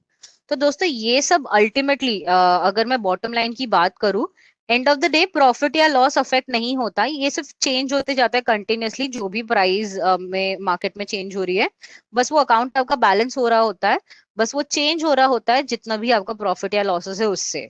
सो इसे कहते हैं mark to market daily settlement. Okay, अब कुछ चीजें हैं जो हमेशा याद रखनी जरूरी है अगर मैं बात करूं फ्यूचर्स कॉन्ट्रैक्ट की। सबसे पहला, टाइम डज मैटर। बहुत ही सरल कारण कारण की वजह से, क्योंकि दोस्तों हर फ्यूचर्स कॉन्ट्रैक्ट का एक फिक्स एक्सपायरी है। एक पर्टिकुलर कॉन्ट्रैक्ट खरीदने के बाद मुझे 4-5 महीने भूल नहीं जाना है कि मैंने कोई फ्यूचर्स का कॉन्ट्रैक्ट खरीदा है, क्योंकि दोस्तों उसका एक्सपायरी उसी महीने है। तो आप जब भी ट्रेड लेते हैं आपको ध्यान रखना होगा कि इसका टाइम फ्रेम कितना बचा है इसमें। ओके, एंड अकॉर्डिंगली आप जो है वो पर्टिकुलर ट्रेड ले सकते हैं वही पीरियड ऑफ टाइम के लिए। सो ये एक छोटा सा कॉन्सेप्ट है। और बेसिकली यहाँ पर अगर आप बिग ट्रेड प्लस की बात करें, big trade plus equity futures में बात करूँ, तो ये सारे पोजीशन स्क्वायर ऑफ किए जाने चाहिए इंट्राडे के 3:11 से पहले। ओके, तो टाइम काफी मैटर करता है। दूसरा तो जिसकी मैंने ऑलरेडी बात कर ली कि आपको ओनरशिप नहीं मिलते कोई शेयर्स के, you don't get any ownership of the share, क्योंकि आप एक कॉन्ट्रैक्ट बाय कर रहे हैं ना कि एक स्टॉक। एक कॉन्ट्रैक्ट बाय करने के कारण आपको क्या मिलता है यहाँ पर, या फिर क्या होता है? सो बेसिकली एक कॉन्ट्रैक्ट बाय करने पर आप फ्यूचर राइट खरीद रहे हैं उस कॉन्ट्रैक्ट को बाय करने का, ना कि आप खरीद रहे हैं करंट कॉन्ट्रैक्ट। ओके, अब नेक्स्ट बात करें तो नेक्स्ट है unlimited profits and unlimited losses. Futures में जितना प्रॉफिट हो सकता है उतना लॉसेस भी हो सकता है, क्योंकि निफ्टी का प्राइस अगर ऊपर जाता है जितना उतना प्रॉफिट देगा, प्राइस जितना नीचे जाता है उतना ही लॉस देगा। तो फ्यूचर्स का ये कॉन्सेप्ट है कि आपका प्राइस अगर आपने करीबन अपना मार्जिन पे किया है 10, 12, 15, 25 हजार रुपए, तो आपका वो मैक्सिमम लॉस है। क्या हम वो अज्यूम कर सकते हैं? बिल्कुल नहीं। मेरा मैक्सिमम लॉस मेरे भरे हुए पैसे से भी नीचे जा सकता है, वो है इस पर्टिकुलर फ्यूचर्स कॉन्ट्रैक्ट में। कैसे और क्यों जा सकता है दोस्तों? क्योंकि आपका 100 रुपए में खरीदा हुआ फ्यूचर्स कॉन्ट्रैक्ट कहीं जाकर 200 से 500 रुपए में भी हो सकता है, और आपका वही 100 रुपए में खरीदा हुआ कॉन्ट्रैक्ट 100 रुपए का 90 से 80 रुपए में भी हो सकता है, तो वो उतना ही पैसा डिडक्ट कर देगा। ओके, लास्ट जो कॉन्सेप्ट जिसकी हम बात करेंगे वो है रोल ओवर की। अब रोल ओवर की बात करते हैं, बहुत छोटा सा प्यारा सा कंसेप्ट है। एग्जैक्टली क्या है? एक छोटा सा कंसेप्ट जहां पे रोलिंग ओवर हो सकती है आपके नए मंथ कॉन्ट्रैक्ट की, ताकि आप अपना जो नियर मंथ का कॉन्ट्रैक्ट है वो खरीद सके। ओके, बेसिकली रोल ओवर में क्या होता है, अगर मान ले कि मैंने एक कॉन्ट्रैक्ट खरीदा, मैंने वो कॉन्ट्रैक्ट खरीदा करीबन 90 रुपीज में। ओके, मुझे लगा प्राइजेस 100 रुपए तक चली जाएंगी उस कॉन्ट्रैक्ट की इस महीने में। ओके, किसी कारणवश प्राइजेस नहीं गई, मैक्स टू मैक्स 95 रुपीज तक गई। मेरे टारगेट्स पूरे अचीव नहीं कर पाई, पर मैं उसे मिड ऑफ द मंथ जब चेक करी थी तब देखा कि इस महीने तो ये 90 से 100 जाना काफी मुश्किल लग रहा है। पर मैं इसे नेक्स्ट डे के नेक्स्ट नेक्स्ट मंथ के चार्ट में एनालाइज कर पा रही हूँ कि ये नेक्स्ट मंथ में काफी अच्छा परफॉर्म कर सकता है, और प्राइजेस मतलब जो है 100 यानी कि मेरा टारगेट तक पहुंच सकता है। तो ये जो एक्सपायरी का दिन है, अगर मुझे मेरे कॉन्ट्रैक्ट के लिए बढ़ाना है, तो तुरंत ही मैं अपने नियर मंथ पोजीशंस को क्लियर करके नेक्स्ट मंथ में पोजीशन लूंगी। नियर मंथ पोजीशन को क्या कर दूंगी, मैं कर दूंगी सेल, एंड खरीदूंगी नेक्स्ट मंथ का कॉन्ट्रैक्ट। नियर मंथ का पोजीशन सोल्ड करके नेक्स्ट मंथ का कॉन्ट्रैक्ट तुरंत खरीद सकती हूँ, जिसे कहेंगे हम कि हमने रोल ओवर किया है हमारा पोजीशन इसमें। ठीक है, अब नेक्स्ट में बात करेंगे इंट्रोडक्शन टू ऑप्शंस, और इंट्रोडक्शन टू ऑप्शंस पे जाने से पहले आप सभी को पूछना चाहूंगी कि आप सभी मेरे साथ है? क्या आप सभी मेरे साथ है ओके, तो आप सभी की ट्रेनिंग यहाँ तक कैसे चल रही है?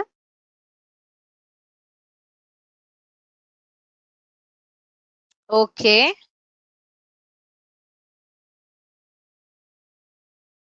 ये काफी ओवरवेलमिंग रिप्लाईज थे। सेशन आप सभी के लिए काफी अच्छी चल रही है। और okay, explaining and it's simplified. Thank you Sadanand ji, thank you Binoy ji.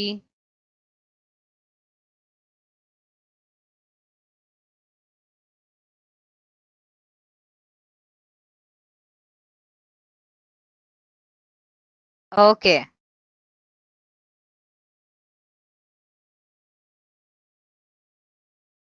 Okay, तो ट्रेनिंग सभी के लिए काफी अच्छी चल रही है। एक आखिरी सवाल आप सभी से पूछना चाहूंगी दोस्तों, ट्रेनिंग का पेस कैसा है? क्या ट्रेनिंग काफी फास्ट जा रही है, या ट्रेनिंग काफी स्लो है, या ट्रेनिंग का पेस आप सभी के लिए यहाँ तक फाइन है? क्या हम सेम पेस से कंटिन्यू करें? ओके ओके, तो चलिए फिर इसी पेस के साथ कंटिन्यू करते हैं। Introduction two options. ऑप्शंस क्या कहता है? ऑप्शंस क्या है? ऑप्शंस बेसिकली, ऑप्शंस में आता है कॉल ऑप्शन और पुट ऑप्शन। पर ये कॉल और पुट ऑप्शन है क्या? और ये पास ही में जो डायग्राम बनी है इसमें कॉल हरे रंग का और पुट लाल रंग का क्यों है? तो एग्जैक्टली ये कॉल और पुट जानने के लिए भी जैसे हमने फॉरवर्ड्स के साथ शुरू करके फ्यूचर्स जाना, तो चलिए एक एग्जांपल ले लेते हैं जिससे हम इवेंट ऑप्शंस भी इसी प्रकार से और इसी सरलता से समझ पाए। तो चलिए फिर बात करते हैं इस एग्जाम्पल की, और मैं जरूर चाहूंगी आप सभी मेरे साथ बने रहें, और आप सभी जरूर हो मेरे साथ इस एग्जाम्पल में भी। ओके, तो चलिए मान लेते हैं, लेट्स टेकिंग एन एग्जाम्पल, मुझे एक घर खरीदना है। मुझे एक घर खरीदना है और एक घर मैंने शॉर्ट लिस्ट कर रखा है। जो मुझे खरीदना है उसका मार्केट में प्राइस करीबन 55 लाख रुपए चल रहे हैं। मार्केट में उसकी प्राइस चल रही है करीबन 55 लाख। तो मुझे मेरे एक दोस्त ने सुझाव दिया कि मैं डायरेक्टली अगर बिल्डर से बात करूं तो शायद कुछ नेगोशिएशन हो सकता है। तो मैंने बिल्कुल उसका सुझाव लिया और मैंने बेझिझक नेगोशिएट किया। तो बिल्डर मान गए समहाउ स्टार्टिंग में ही, और उन्होंने मुझे यही सेम घर जो 55 में मार्केट में बिक रहा है, उन्होंने अग्री किया कि मुझे वो 50 लाख रुपए में दे देंगे। ठीक है, अब अगर उन्होंने ये अग्री किया है कि वो 50 लाख रुपए में दे देंगे, पर मैं इसे फिजिकली अभी तक देखने नहीं गई हूँ इस घर को। अब मेरी बात हो चुकी है क्या मुझे कि मुझे ये घर 50 लाख रुपए में मिलेगा और ये सब। अब कुछ एक हफ्ते बाद जब मेरी बात हुई थी बिल्डर से, उसके एक हफ्ते बाद करीबन, मैंने सोचा क्यों ना जाकर खुद ही बिल्डर को मिलाऊं और ये खुद से भी जाकर देखाऊं कि ये घर कैसा है क्या है, सब खुद से जाकर भी देखाऊं। ओके, तो ये मैंने सोचा। तो फिर मैंने एक दोबारा सोचा भी कि मैं फिर पैसे भी लेकर चली जाती हूँ। पूरे 50 लाख रुपए ये घर के तो प्राइस है। तो आप क्या सुझाव देते हैं? आप सभी मुझे क्या सजेस्ट कर सक कुछ सजेशन दे सकते हैं? मैं पहली बार बिल्डर को मिलने जा रही हूँ और साथ ही साथ ये घर को भी देखने के लिए पहली बार जा रही हूँ। तो क्या मुझे ये 50 लाख रुपए जो पूरे घर का प्राइस है यानी कि कॉस्ट है, क्या मुझे वो पूरा 50 लाख रुपए अपने साथ लेकर जाना चाहिए? क्या मुझे पूरा 50 लाख रुपए अपने साथ लेकर जाना चाहिए बिल्डर को पहली बार मिलने के लिए? नहीं? तो फिर क्या किया जा सकता है? टोकन देना चाहिए। ओके, राहुल जी कह रहे हैं टोकन देना चाहिए। नॉट नेसेसरी कि आपको पूरा 50 लाख रुपए पहली बार में ही लेकर जाना है। पहली बार में आप सिर्फ टोकन अमाउंट दे सकते हैं। ओके, तो चलिए आप सभी की बात मानते हुए हम ले जाते हैं टोकन का पैसा। तो मैंने टोकन का पैसा जो है 50,000 रुपीज का टोकन मैंने अपने साथ कैरी किया। और मैं पहली बार बिल्डर को मिलने के लिए गई ये 50,000 रुपए के साथ। घर देख लिया, काफी बढ़िया, और बिल्डर भी अच्छा बिल्डर था, और आसपास का एरिया सब कुछ अच्छा था। अब ये टोकन के पैसे मैंने दे दिए हैं बिल्डर को। अब ये 50,000 देकर मैंने पूरा राइट कमाया है बिल्डर से ये घर 50,000 देकर 50 लाख रुपए में खरीदने का। इस 50,000 के टोकन से मैंने पूरा अधिकार खरीदा है कि मैं इस घर को अब 50 लाख रुपए में खरीद सकती हूँ। ओके, तो अब क्या हुआ? अब बेसिकली करीबन एक महीने बाद, अभी तक मैंने पूरा रेस्ट ऑफ द अमाउंट जो है घर का वो अभी तक नहीं दिया है बिल्डर को।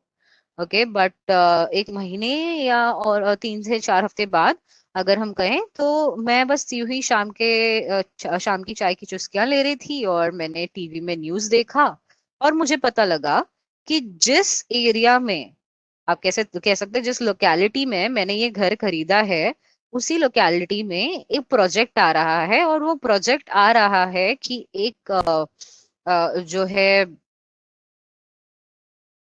Just a moment. ओके, तो बेसिकली मैंने सुना है कि ये प्रोजेक्ट आ रहा है कि एक एयरपोर्ट आने वाला है इस वही लोकेलिटी में। ओके, ये एयरपोर्ट आने वाला है, यही न्यूज आते ही जो मार्केट में इस घर की प्राइस 55 लाख रुपए चल रही थी, 55 लाख से ये प्रोजेक्ट आने के खबर के बाद से मार्केट में प्राइस उसका हो गया 65 लाख। 65 लैक्स हो गया मार्केट में प्राइस इसी घर का। अब प्राइजेस बढ़ने के कारण क्या बिल्डर मुझसे 50 लाख रुपए लेगा इस घर को खरीदने में, या फिर मुझसे लेगा 65 लाख? आप सबको क्या लगता है कि बिल्डर मुझसे कितने पैसे लेगा? 50 लाख लेगा ये घर खरीदने के लिए या 65 लाख? 50, 65, 50, 65, what price? कितना प्राइस लेगा वो मुझसे ये घर खरीदने के लिए? 50 लाख? आप सभी कह रहे 50 लाख, क्योंकि मैंने 50,000 का टोकन ऑलरेडी पे कर दिया और वो टोकन तो इसी के लिए था कि मैं इस 50,000 से पूरा अधिकार खरीद सकूं बिल्डर से कि वो मुझे ये घर 50 लाख रुपए में दे। ठीक है, क्योंकि टोकन पे हो चुका है। बिल्कुल सही, मुझे ये घर मिलेगा 50 लाख रुपए में। अब एक हफ्ते में ही क्या हुआ कि एक एक दूसरे शाम मैंने सुना कि ये जो मेरे लोकेलिटी में जहां पर मैंने घर खरीदा है, ये एयरपोर्ट का प्रोजेक्ट आने या बनने वाला था, ओके, किसी कारणवश हो गया कैंसिल। और इसके कैंसिल होने के कारण क्या हुआ कि मार्केट में पड़ा ये लोकेलिटी के घरों पर बुरा असर, उनके प्राइस पर बुरा असर। 55 लाख में बिकता हुआ घर जो 65 लाख तक चला गया था, अब गिर आया है 45 लाख रुपीज पर।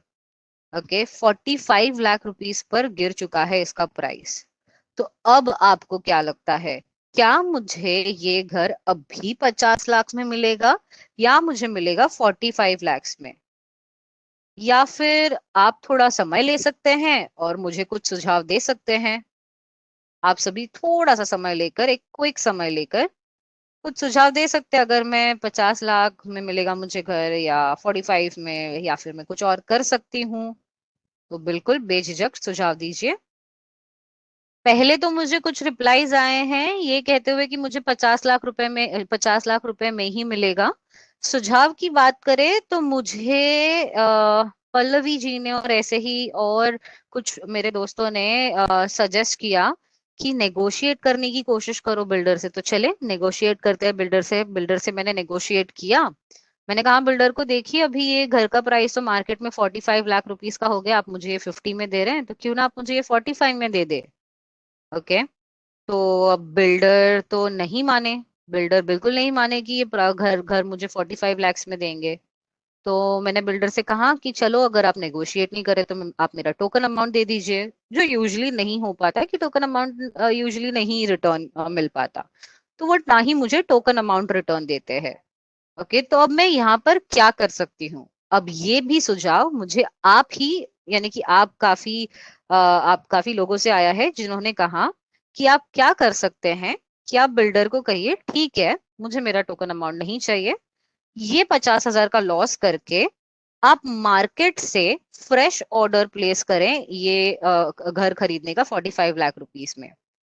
आप में से बहुत कुछ लोग होंगे जो अगर सोच रहे होंगे इन एनी केस कि पूनम 50,000 रुपए जाने दिए और वापस से घर खरीदना पड़ेगा 45 लाख रुपीज का बाहर से। तो मैं आप सभी को बता दूं कि 50 लाख में मुझे जो घर अभी मिल रहा है वो मार्केट में मैं खरीद सकती हूँ 45 लैक्स में। खुद को 5 लाख से बचाने के, 5 लाख के लॉस से बचाने से 50,000 का नुकसान तो ठीक ही है। और अगर मैं ये अज्यूम कर लेती हूँ कि मेरे 5 लाख के टोटल लॉस में से 50,000 उसमें से एक था, तो ज्यादा से ज्यादा फिर भी मैं प्रॉफिट में रहूंगी। ओके, बेसिकली मैं एक अच्छे प्रॉफिट में रहूंगी, 4.5 लाख के प्रॉफिट में। 4.5 लाख जो है मेरे बच जाएंगे अगर मैं मार्केट से खरीदती हूँ। तो यहाँ पर ये इस पूरे एग्जाम्पल में हमने सबसे इम्पोर्टेंटली क्या देखा? इस पूरे एग्जाम्पल में हमने सबसे इम्पोर्टेंटली देखा कि जब भी घर के प्राइसेस ऊपर चले गए, ओके, तभी मुझे किसी ने कोई ऑब्लिगेशन नहीं दिया कि कोई मुझे दूसरा प्राइस पे करना है। ओके, मुझे सेम अमाउंट पे करना पड़ा था। पर अगर प्राइजेस नीचे गिरे, बेसिकली मुझे मुझे किसी ने कोई ऑब्जेक्ट नहीं किया, बट ना ही ऑब्लिगेट किया कि अगर प्राइजेस नीचे भी चले गए तो जो मेरा मैक्सिमम लॉस था वो बेयर करके मुझे बेसिकली मैं कॉन्ट्रैक्ट से निकल सकती थी। जैसे कि 50,000 रुपए जो मैंने पूरा पे किया था वो मैंने लेट गो किया, और पूरा 50,000 लेट गो करने के बाद मैं सिंपली नया कॉन्ट्रैक्ट दोबारा खरीद सकती थी। तो मेरे मुझे कोई ऑब्लिगेशन भी नहीं थी और ना मुझे कोई रोक टोक था। तो बेसिकली ऐसा ही ऑप्शंस भी काम करता है। तो ऐसा ही ऑप्शंस काम करता है, इसका मतलब क्या? कॉल ऑप्शन क्या है? बेसिकली कॉल ऑप्शन मान लेते हैं, कॉल ऑप्शन क्या है? तो कॉल ऑप्शन जब आप बुलिश हैं, जब आप बुलिश हैं कोई अंडरलाइंग एसेट को लेकर, आपको लगता है एचडीएफसी स्टॉक का प्राइस जाने वाला है ऊपर, तो आप सिंपली बुलिश हुए एचडीएफसी के अंडरलाइंग यानी कि एचडीएफसी के स्टॉक पे। इसका मतलब आप एचडीएफसी का कॉल ऑप्शन खरीद सकते हैं, क्योंकि वो तभी खरीदा जाता है जब आप अप मूव एक्सपेक्ट कर रहे हैं, क्योंकि वो आपको, पहली दूसरी बात, कि वो आपको राइट टू बाय देता है, खरीदने का अधिकार देता है। ओके, दूसरा हुआ पुट ऑप्शन, जब आप बेरिश हैं कोई अंडरलाइंग को लेकर, यानी कि आपको लगता है कि एचडीएफसी का स्पॉट में प्राइजेस जो है वो नीचे जाने वाला है, तो आप पुट ऑप्शन खरीद सकते हैं। अगर आप सभी को शॉर्ट सेलिंग की कॉन्सेप्ट याद है तो वही है ये, क्योंकि जब आप एक्सपेक्ट करें कि प्राइसेस नीचे जाए तो आप क्या कर सकते हैं? आप शॉर्ट सेल कर सकते हैं। पुट ऑप्शन खरीदना यानी कि आपको ये बेचने का अधिकार देता है। Basically it has a right to sell, जिसके वजह से आप अगर बेरिश है कोई अंडरलाइंग में तो उसका पुट ऑप्शन खरीद सकते हैं। आप अगर बुलिश है कोई अंडरलाइंग पे तो उसका आप कॉल खरीद सकते हैं। ओके, तो जैसे कि आपने देखा कि जैसे ही मैं बुलिश थी, मुझे लगा प्राइजेस ऊपर जाएंगे मेरे घर का। ओके, ऑलरेडी मार्केट में प्राइजेस चल रहे थे 55 पे, मैंने उसका क्या खरीद लिया? कॉल ऑप्शन खरीद लिया, क्योंकि मुझे लग रहा था प्राइजेस ऊपर जाएंगे। ओके, तो वैसे ही आप खरीद सकते हैं। नेक्स्ट बाय करें, नेक्स्ट चीजें देखें तो फीचर्स की बात करें तो सबसे पहले कि ऑल राइट्स नो ऑब्लिगेशंस, कि हमें पूरा अधिकार है जब हम कोई कॉन्ट्रैक्ट खरीदते हैं ऑप्शंस में, पूरा अधिकार है कि प्राइस कितना भी ऊपर चली चले जाए, हमने जो डिसाइड किया वही प्राइस पे हमें मिले। ओके, और मुझे कोई ऑब्लिगेशन नहीं है, जब चाहूं मैं कॉन्ट्रैक्ट छोड़ सकती हूँ, पर मेरा मैक्सिमम लॉस अगर at any point in time होगा कॉन्ट्रैक्ट में, तो वो सिर्फ और सिर्फ होगा जो अमाउंट मैंने पे किया है वही अमाउंट। और ये सिमिलर टू टर्म इंश्योरेंस इसीलिए है, अगर मैं एक एग्जांपल लूं, उदाहरण लूं, तो सिमिलर टू टर्म इंश्योरेंस ऐसे है कि मान लीजिए अगर मैंने मेरे घर का इंश्योरेंस करवाया, ठीक है, तो मैंने मेरे घर का इंश्योरेंस करवाया एक पर्टिकुलर पीरियड ऑफ टाइम के लिए, और मैंने उसके लिए एक प्रीमियम पे किया है 10,000 का। ठीक है, मेरे घर को उस पीरियड में कुछ नहीं हुआ, मेरे घर को उस दिए गए पीरियड में कुछ नहीं हुआ, तो क्या मुझे इंश्योरेंस कंपनी मेरा 10,000 रुपए दोबारा लौटा देगी? आपको क्या लगता है, क्या इंश्योरेंस कंपनी मुझे वो 10,000 रुपए मेरे दोबारा लौटा देगी? नहीं। तो यहाँ पर मेरा मैक्सिमम लॉस क्या होगा? इस इंश्योरेंस में मेरा जो प्रीमियम अमाउंट था वही, मेरा जो प्रीमियम अमाउंट था 10,000 का, वही मेरा मैक्सिमम लॉस होगा। एंड इसीलिए मैंने कहा कि ये बहुत सिमिलर है टर्म इंश्योरेंस है। जैसे कि एक कोई भी इंश्योरेंस अगर आप देख लें तो आपका maximum loss at any point in time जो आप प्रीमियम पे करते हैं वही होता है। अब इंपॉर्टेंट टर्मिनोलॉजीज देख लेते हैं ऑप्शंस में। सबसे पहला है स्ट्राइक प्राइस। तो हमने दो तरीके के प्राइस ऑलरेडी देख लिया, अगर आपको याद होगा तो सबसे पहला प्राइस है स्पॉट प्राइस, दूसरा है फ्यूचर्स प्राइस। और उसी समय अगर मुझे ऐड करना है कोई कोई मान लीजिए कॉल ऑप्शन, तो चलिए कॉल ऐड करती हूँ आप सभी के लिए। कॉल लिखकर शो किया है। स्पॉट प्राइसेस क्या है? 2,438। ओके, मुझे ऐसा लगता है, मैं बुलिश हूं अगर उस पर्टिकुलर इस ऑप्शन को लेकर, ठीक है। तो जैसे हमारे मार्केट में प्राइस चल रहा था, मार्केट में जो प्राइस था स्पॉट क्या था? 55। पर मैं उसे खरीदना चाहती थी 50 लाख रुपए में। हमारे एग्जाम्पल में हमारा स्ट्राइक प्राइस क्या था? 50 लाख रुपया। स्पॉट प्राइस क्या था? 55 लाख रुपए। तो यहीं पे ये मेरी स्पॉट है, पर मैं इसे खरीदना चाहती हूँ I want to buy it at rupees, let's say 24,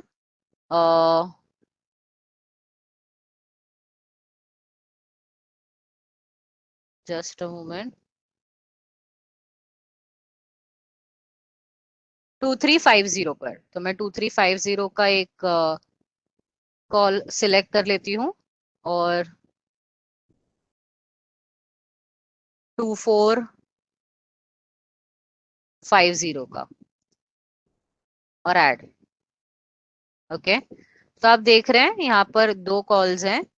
एक कॉल ऑप्शन ऐड किया है जो मैंने, वो है 2430 पर, और दूसरा कॉल ऑप्शन जो ऐड किया है वो है 2450 पर।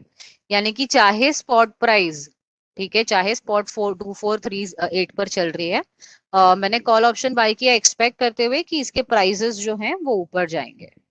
Okay,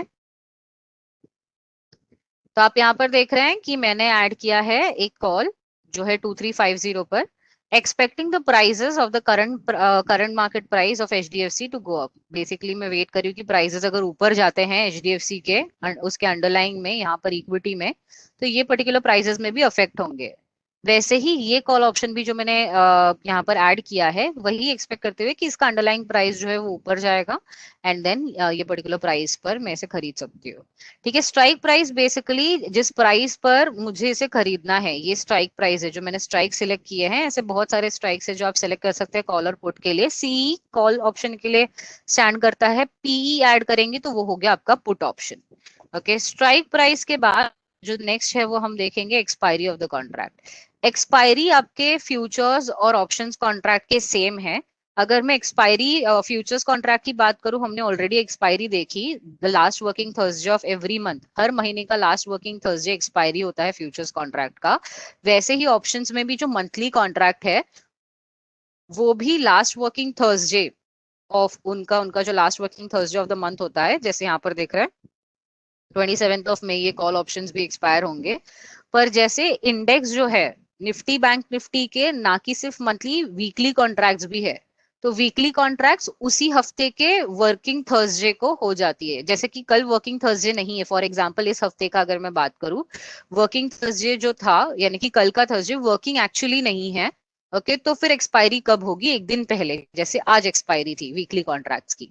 okay, expiry of the contract के बाद लॉट साइज की बात करें तो it is as same as आपके फ्यूचर्स कॉन्ट्रैक्ट। जो लॉट साइज आपका फ्यूचर्स में है वही लॉट साइज उस कॉन्ट्रैक्ट के लिए ऑप्शंस में भी होता है।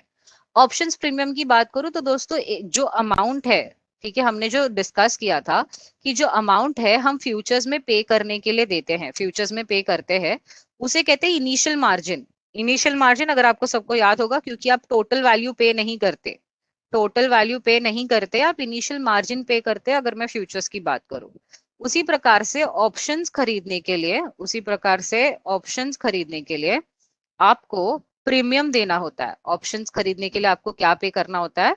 प्रीमियम पे करना होता है। अब ये प्रीमियम कैसे कैलकुलेट किया जा सकता है, या फिर प्रीमियम प्रीमियम क्या होता है बेसिकली? तो प्रीमियम काफी आसान होता है, वो मैं आपको बताऊंगी, बट प्रीमियम पहले देख लेते हैं कि प्रीमियम में कौन सी वैल्यूज होती है। प्रीमियम में एक तो इंट्रिंसिक वैल्यू और एक टाइम वैल्यू होती है। ये दोनों वैल्यू इस पर्टिकुलर एक पर्टिकुलर ऑप्शंस के होते हैं। तो अब प्रीमियम कैलकुलेट करना है तो काफी इजी है प्रीमियम कैलकुलेट करना। आपको डायरेक्टली जो अमाउंट है उस ऑप्शंस का, उस कॉन्ट्रैक्ट का, वही पे करना होता है।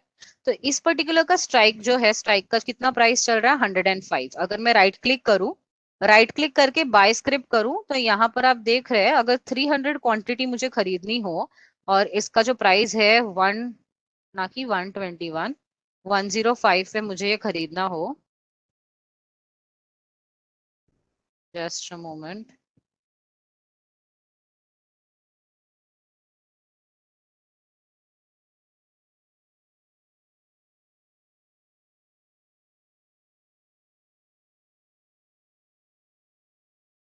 ओके, तो आप देख रहे हैं 105 पर मुझे खरीदना है इसे।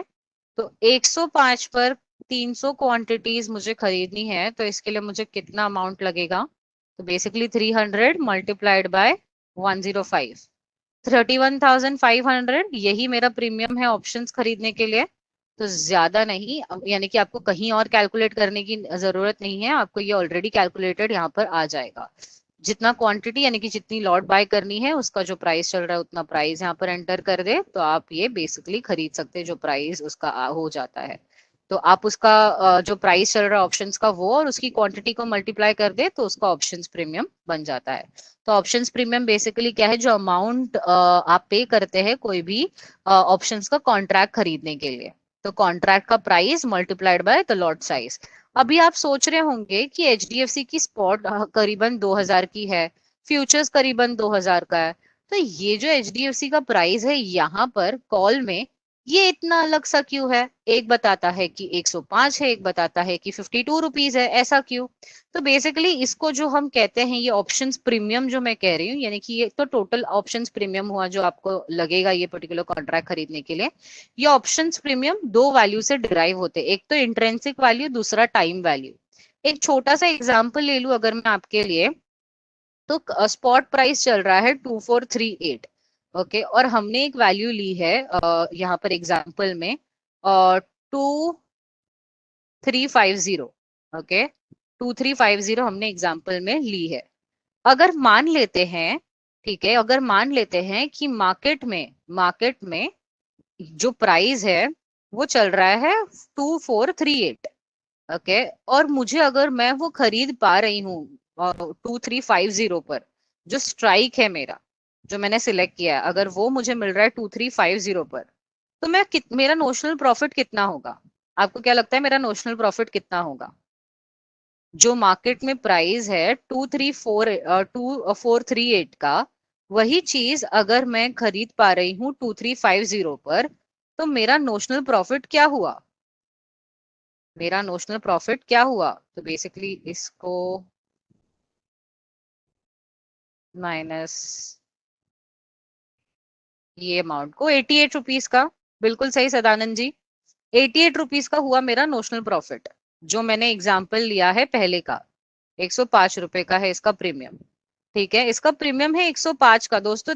ये देखिएगा, ये ध्यान दीजिएगा, इसका प्रीमियम है 105 का, जो इसका कॉस्ट है वो 105 का है। पर यहाँ पे इसकी अगर आप प्रॉफिट देख रहे हैं तो वो कितना मिल रहा है आपको? जो नोशनल प्रॉफिट देख रहे हैं वो है 88 का। तो फिर इसका जो डिफरेंस है वो क्या है? इसका जो डिफरेंस है यानी कि 105 में से अगर सिर्फ नोशनल प्रॉफिट 88 है, तो ये अमाउंट क्या है? 17 रुपए का अमाउंट क्या है? ये हुआ टाइम वैल्यू फिर। Okay, just a moment. Okay, so basically वो आपका हो गया टाइम वैल्यू उस पर्टिकुलर कॉन्ट्रैक्ट का, कि इतने समय के लिए जब तक 27 रुपीज तक नहीं यानी कि 27 नहीं आ जाता, उतने दिन का वो हम टाइम वैल्यू पे कर रहे हैं। तो बेसिकली इसके बारे में अगर आपको और जानना होगा, क्योंकि ऑप्शंस में ऐसा बहुत कुछ है जानने के लिए, तो जरूर हम यानी कि आप वो जानने के लिए अटेंड कर सकते हैं हमारा यानी कि ऑप्शंस का एडवांस मॉड्यूल, जिसकी आपको जानकारी मैं आने वाले स्लाइड्स में दूंगी, बिल्कुल निश्चिंत रहिए। अभी के लिए हम आगे बढ़ते हैं और नेक्स्ट चीज देखते हैं ऑप्शंस प्रीमियम के बाद। ऑप्शंस प्रीमियम के बाद हम देखेंगे मनीनेस ऑफ ऑप्शन। तो मनीनेस ऑफ ऑप्शन की अगर मैं बात करूं, तो जैसे कि एग्जांपल यहाँ पर देखा हमने ऑलरेडी, एचडीएफसी का स्पॉट चल रहा था 2438, तो वैसे ही अज्यूम कर रहे हैं कि निफ्टी का स्पॉट चल रहा है 1100 यानी कि 11800, ओके। और जो कॉन्ट्रैक्ट मैंने यहाँ पर खरीदा या फिर स्ट्राइक जो सिलेक्ट किया, ये कौन सा टाइप का स्ट्राइक है या फिर कैसा स्ट्राइक है, तो ये बेसिकली डिपेंड करता है आपके नोशनल प्रॉफिट एंड लॉस। आपने हमने ये जो नोशनल प्रॉफिट एंड लॉस निकाला, तो इस पे डिपेंड करता है आपका क्या? मनीनेस ऑफ ऑप्शन। मैं दोबारा रिपीट कर रही हूँ, आपकी यही नोशनल प्रॉफिट एंड लॉस पर डिपेंड करता है आपका मनीनेस ऑफ ऑप्शन। तो चलिए देख लेते हैं कैसे एग्जैक्टली, ओके। तो अगर मैं बात करूं कि अगर निफ्टी का स्पॉट प्राइस चल रहा है, स्पॉट प्राइस जो चल रहा है, करंट मार्केट प्राइस चल रहा है 11,800, ओके, और आपने स्ट्राइक सिलेक्ट किया है 11,600 या 11,700 का। आपको बता दूं बेसिकली तीन मनीनेस ऑफ ऑप्शंस में होता है। कॉल ऑप्शन यानी कि इन द मनी कॉल हो सकता है, या तो एट द मनी कॉल हो सकता है, या out of the money call हो सकता है। ये हमको तब पता चलता है जब हम उसका एक notional profit and loss calculate करें। तो नोशनल प्रॉफिट एंड लॉस अगर मुझे आता है पॉजिटिव, तो वो हुआ एक इन द मनी कॉल। अगर नोशनल प्रॉफिट एंड लॉसेस मुझे आते हैं नेगेटिव, तो वो हुआ मेरा out of the money call. Okay, तो अब आप मुझे बताइए कि 11,800 का जो स्पॉट चल रहा है, अगर वही मुझे मिल रहा है 11,600 पर, ओके, या 11,700, तो पहले एग्जांपल देखते हैं 11,600 का। तो नोशनल प्रॉफिट एंड लॉसेस इसमें कितने होंगे? 11,800 स्पॉट स्ट्राइक अगर आप सिलेक्ट करते हैं 11,600, 11,600 का स्ट्राइक सिलेक्ट करने पर 200 रुपीज का 200 रुपीज का नोशनल प्रॉफिट। वेरी सिंपल, मुझे पॉजिटिव अगर नोशनल प्रॉफिट एंड लॉसेस आते हैं तो वो एक इन द मनी कॉल है, वो एक इन द मनी कॉल है। अगर निफ्टी का स्पॉट चल रहा है 11,800 और वहीं आप स्ट्राइक भी सिलेक्ट करते हैं 11,800 का, तो आपका कॉल यानी कि आपका ये जो ऑप्शन आपने जो स्ट्राइक सिलेक्ट किया वो हुआ आपका at the money call option, वो हुआ आपका at the money call option. अब अगर मैं कहूं कि आपका स्पॉट चल रहा है 11,800 और आप जो है स्ट्राइक सिलेक्ट कर रहे हैं, स्ट्राइक सिलेक्ट करना यानी कि आप सिलेक्ट कर रहे हैं the right to buy that particular contract at a particular price, यानी कि चाहे अगर निफ्टी मुझे 11,800 तक में मिल सकता है पर मैं इसे खरीदना चाह रही हूँ करीबन 11,600 तक पर, तो वो हुआ स्ट्राइक प्राइस। तो वो मैंने अगर 11,900 सिलेक्ट किया तो यहाँ पर मेरा नोशनल प्रॉफिट एंड लॉसेस कितना होगा? मेरा notional profit and losses strike 11,900 select करने पे कितना होगा? Negative, basically -100। तो ये सिंपल कैलकुलेशन है। बेसिकली आपके ऑप्शंस प्रीमियम जो है वो नेगेटिव टर्न नहीं होंगे। वो जो है लीस्ट जीरो हो सकता है। आपके जो ऑप्शंस प्रीमियम है वो लीस्ट कम से कम जो है वो जीरो हो सकता है, जीरो से नीचे नहीं जा सकता, यानी कि नेगेटिव नहीं हो सकता कभी। Just a moment. तो यहाँ पर है नेगेटिव, जो आपका नोशनल लॉस हुआ जो है प्रॉफिट एंड लॉसेस जो -100 का है, तो ये हुआ आपका out of the money call option. ठीक है, तो ये सारा हुआ कॉल ऑप्शन का सीई। वैसे ही पुट ऑप्शन होता है, बट पुट ऑप्शन होता है उल्टा। पुट ऑप्शन आपको देता है ना कि राइट टू बाय पर right to sell. Short selling का कॉन्सेप्ट अगर हम ध्यान दें, तो अगर मान लीजिए मुझे 11,800 पर कुछ बेचने मिले, ओके, और वो मुझे बेचना पड़े 11,600 पर, तो ये तो मेरे लिए नुकसान हो गया 200 रुपए का, राइट? नुकसान हुआ, मेरे लिए नोशनल लॉस हुआ। तो ये बेसिकली हो गया मेरे लिए out of the money put option. वैसे ही 11,800 का स्पॉट और 11,800 का स्ट्राइक, ये हो गया at the money put option. अगर 11,800 पे मुझे बेचने मिले और उसी समय या फिर मुझे ऑप्शन मिले 11,900 पे बेचने का 11,800 के जगह पर, तो 11,900 पे बेचने से मुझे मिलेगा 100 रुपए का मुनाफा। मतलब मेरा नोशनल प्रॉफिट यहाँ पर हो रहा है, पॉजिटिव है। यानी कि मेरा जो पुट ऑप्शन यहाँ पर ये होगा in the money put option. दोस्तों ये फॉर द बिगनर्स के लिए थोड़ा सा डिफिकल्ट या फिर थोड़ा सा डिफिकल्ट हो सकता है, बट आप सभी को बता दूं कि बिल्कुल निश्चिंत रहिएगा। अगर आपको वैसे नहीं समझ में आता, यानी कि notional profit and losses calculate करके नहीं समझ आता, तो आपको सिर्फ कॉल ऑप्शंस याद रखने हैं, कौन से in the money, at the money and out of the money है। एंड पुट ऑप्शंस उसी के ऑपोजिट होते हैं। तो इन द मनी आपका कॉल ऑप्शन होता है पुट में out of the money, and call option out of the money आपके लिए पुट में हो जाता है इन द मनी का पुट ऑप्शन। ओके, तो ये था मनीनेस ऑफ ऑप्शन। अब एडवांटेजेस की बात करें कि ऑप्शंस में ट्रेड करने के क्या लाभ है, क्यों करें ऑप्शंस में ट्रेड, ऐसा क्या रीजन है?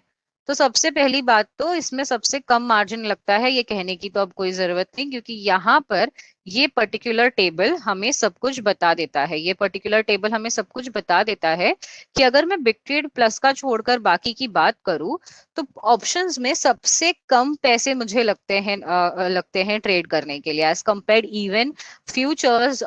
मुझे इवन मैं बिग ट्रेड भी पकड़ूं तो इसमें ऑप्शंस में मुझे अगर मैं देखूं प्रीमियम सबसे कम लगता है। Okay, then higher percentage gains. अगर मुझे पैसे कम लगते हैं बट परसेंटेज यानी कि मेरा जो मुनाफा हो रहा है परसेंटेज में अगर मैं मापूं तो वो ज्यादा होता है। एग्जाम्पल बता देती हूँ आपको, आप सभी ये एग्जाम्पल से तो रूबरू होंगे। जैसे आप अगर आप सभी ने सेशन स्टार्टिंग से ही अटेंड किया है, हमने इसकी चर्चा ऑलरेडी की है, राइट? जहां पर कैश में मुझे एबीसीडी खरीदना है, एबीसीडी लिमिटेड खरीदना है 4,000 क्वांटिटी 100 रुपए के प्राइस पर, तो मुझे पूरा 4 लाख का वैल्यू लगेगा, पूरा 4 लाख पे करना पड़ेगा। वही मुझे फ्यूचर्स में पे अगर खरीदना है तो मुझे करीबन 18% मार्जिन जो हमने एग्जाम्पल के और पर लिया था, तो मुझे लगेगा करीबन 72,000 रुपीज। बट यही मुझे एबीसीडी लिमिटेड ऑप्शंस में खरीदना हो तो वही 4,000 क्वांटिटी के लिए मुझे सिर्फ 5 रुपए पे करने होंगे, और वैल्यू ऑफ द पोजीशन फिर भी 4 लाख रहकर मैं 5 रुपीज ही दूंगी। उस particular 5 rupees multiplied by 4,000 quantity, मुझे 20,000 भरना पड़ेगा उस पर्टिकुलर ऑप्शंस के कॉन्ट्रैक्ट को खरीदने के लिए। ओके, प्रीमियम पे करना पड़ेगा 20,000 का। अब अगर मैं बेचने की बात करूं, बेचने की तरफ अगर हम देखेंगे, ये 100 रुपए में खरीदी हुई चीज 110 रुपए में अगर बेची गई, यानी कि 4 लाख का निवेश, 4 लाख की मेरी इन्वेस्टमेंट मुझे 40,000 का प्रॉफिट दे रही है, यानी कि 10% रिटर्न ऑन इन्वेस्टमेंट हुआ। अब बात करते हैं फ्यूचर्स की। वही 110 पर मैंने अगर फ्यूचर्स में बेचा तो मुझे फिर भी 40,000 ही प्रॉफिट मिलेगा, राइट। तो 10 रुपीज का प्रॉफिट 4,000 क्वांटिटी पे, तो वो हुआ 40,000 का प्रॉफिट। बट मैंने इस बार जो इन्वेस्टमेंट की थी वो 4 लाख की नहीं, 72,000 की थी। तो मेरे 72,000 का इन्वेस्टमेंट मुझे दे रहा है प्रॉफिट 40,000 का, जिसके वजह से मेरे परसेंटेज रिटर्न्स हो जाते हैं 55.5%। नेक्स्ट और लास्टली हम देखें, अगर मेरा 5 रुपए का ऑप्शंस प्रीमियम 5 से बढ़कर 10 पे भी जाता है, तो मुझे 20,000 का 20,000 पूरा मिलता है। 5 रुपीज इंटू 4,000 क्वांटिटी, मुझे पूरे 20,000 उस पर मिलते हैं, यानी कि 20,000 के इन्वेस्टमेंट पे मुझे प्रॉफिट मिल रहा है 20,000 का, जो हुआ 100% रिटर्न ऑन मेरे इन्वेस्टमेंट्स। सो क्योंकि हमें लोएस्ट मार्जिन यहाँ पर पे करना होता है, उसी वजह से आपको गेन जो है आपको यहाँ पर हायर मिलते हैं। अगली बात तो ये है कि फेवरेबल रिस्क रिवॉर्ड रेशियो है, ना कि ना कि हमारे फ्यूचर्स कॉन्ट्रैक्ट जैसा।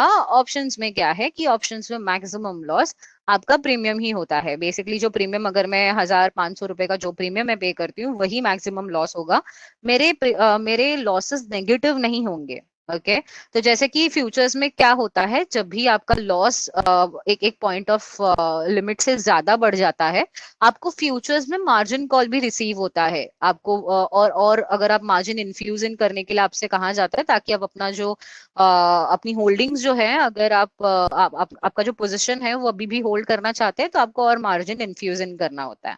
पर यहाँ पर ऐसा कुछ नहीं होगा, आपका मैक्सिमम रिस्क होगा जो भी आपने प्रीमियम पे किया है वो। तो अगर वही है तो यहाँ पर इसका मतलब हुआ कि प्रॉफिट अनलिमिटेड है। प्रॉफिट अनलिमिटेड है, लॉसेस आपके हो गए लिमिटेड। आपके फ्यूचर, जैसे हमारे फ्यूचर्स में होता है लॉसेस अनलिमिटेड, प्रॉफिट और लॉसेस दोनों, बट यहाँ पर प्रीमियम ही हमारा मैक्सिमम लॉस होने के कारण क्या होगा, यहाँ पर अनलिमिटेड सिर्फ प्रॉफिट्स होगा। इसी से हमें मिल जाएगा प्रोटेक्शन अगेंस्ट मार्केट वॉलेटिलिटी। जितना भी वॉलेटाइल मार्केट हो, जिस समय में मैं पोजीशन क्रिएट कर रही हूँ ऑप्शंस में, मुझे पता होगा कि जो अमाउंट मैं पे कर रही हूँ वो मेरा मैक्सिमम लॉस है। फाइनली अगर नेगेटिव हमारे जो लॉसेस है वो होंगे ही नहीं, तो एडिशनल मार्जिन भी हमें नहीं पूछा जाएगा इन्फ्यूजन करने के लिए। तो ये सारे ऐसे बहुत सारे एडवांटेजेस है ऑप्शंस में ट्रेड करने का। साथ ही साथ एक रिकैप के साथ मैं बिल्कुल देख पा रही हूँ, आप में से ऐसे बहुत लोग होंगे जिनका ऑप्शंस में बहुत ज्यादा दिलचस्पी बढ़ चुका होगा।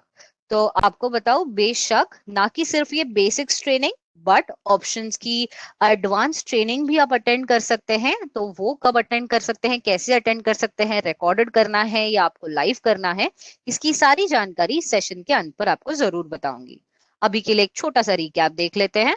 हमने क्या क्या देखा आज के सेशन में। देखा डेरिवेटिव्स क्या होते हैं, अलग अलग टाइप्स देखे, हमने देखा फ्यूचर्स क्या होता है, हमने देखा फ्यूचर्स के कुछ इंपॉर्टेंट टर्मिनोलॉजीज, हमने देखी ऑप्शंस जिसमें limited losses and unlimited profits है, फिर हमने देखा इंपॉर्टेंट टर्मिनोलॉजीज ऑप्शंस के। और ये सारी चीजें आज के सेशन में हमने डिस्कस की। ओके, अब जैसे कि मैंने कहा, बिल्कुल सदानंद जी ने तो ऑलरेडी मेंशन कर दिया है चैट बॉक्स पे that yes he is looking forward for the advance training on options. तो आप सभी अटेंड करने से पहले वो ट्रेनिंग आप सभी को बिल्कुल इसकी जानकारी देना चाहूंगी कि हम क्या डिस्कस करते हैं ऑप्शंस ट्रेडिंग में। तो ऑप्शंस में हम डिस्कस करते हैं कुछ बेसिक टर्मिनोलॉजीज के क्विक रिकैप ले लेते हैं। एडवांस टर्मिनोलॉजीज ऑप्शंस में डिस्कस की जाती हैं। कुछ मिथ्स हैं ऑप्शन से जुड़े हुए जो बस्ट किए जाते हैं। ऑप्शंस राइटिंग, ऑप्शंस आप कैसे राइट कर सकते हैं। ऑप्शंस की कुछ strategy, 1 is for the least and 10 is for the highest. Okay, so दोस्तों ये आज का ट्रेनिंग एक छोटे से नोट के साथ एंड करना चाहूंगी। Investment in securities market are subject to market risks. Please read all the related documents carefully before investing. So thank you so much and take care दोस्तों।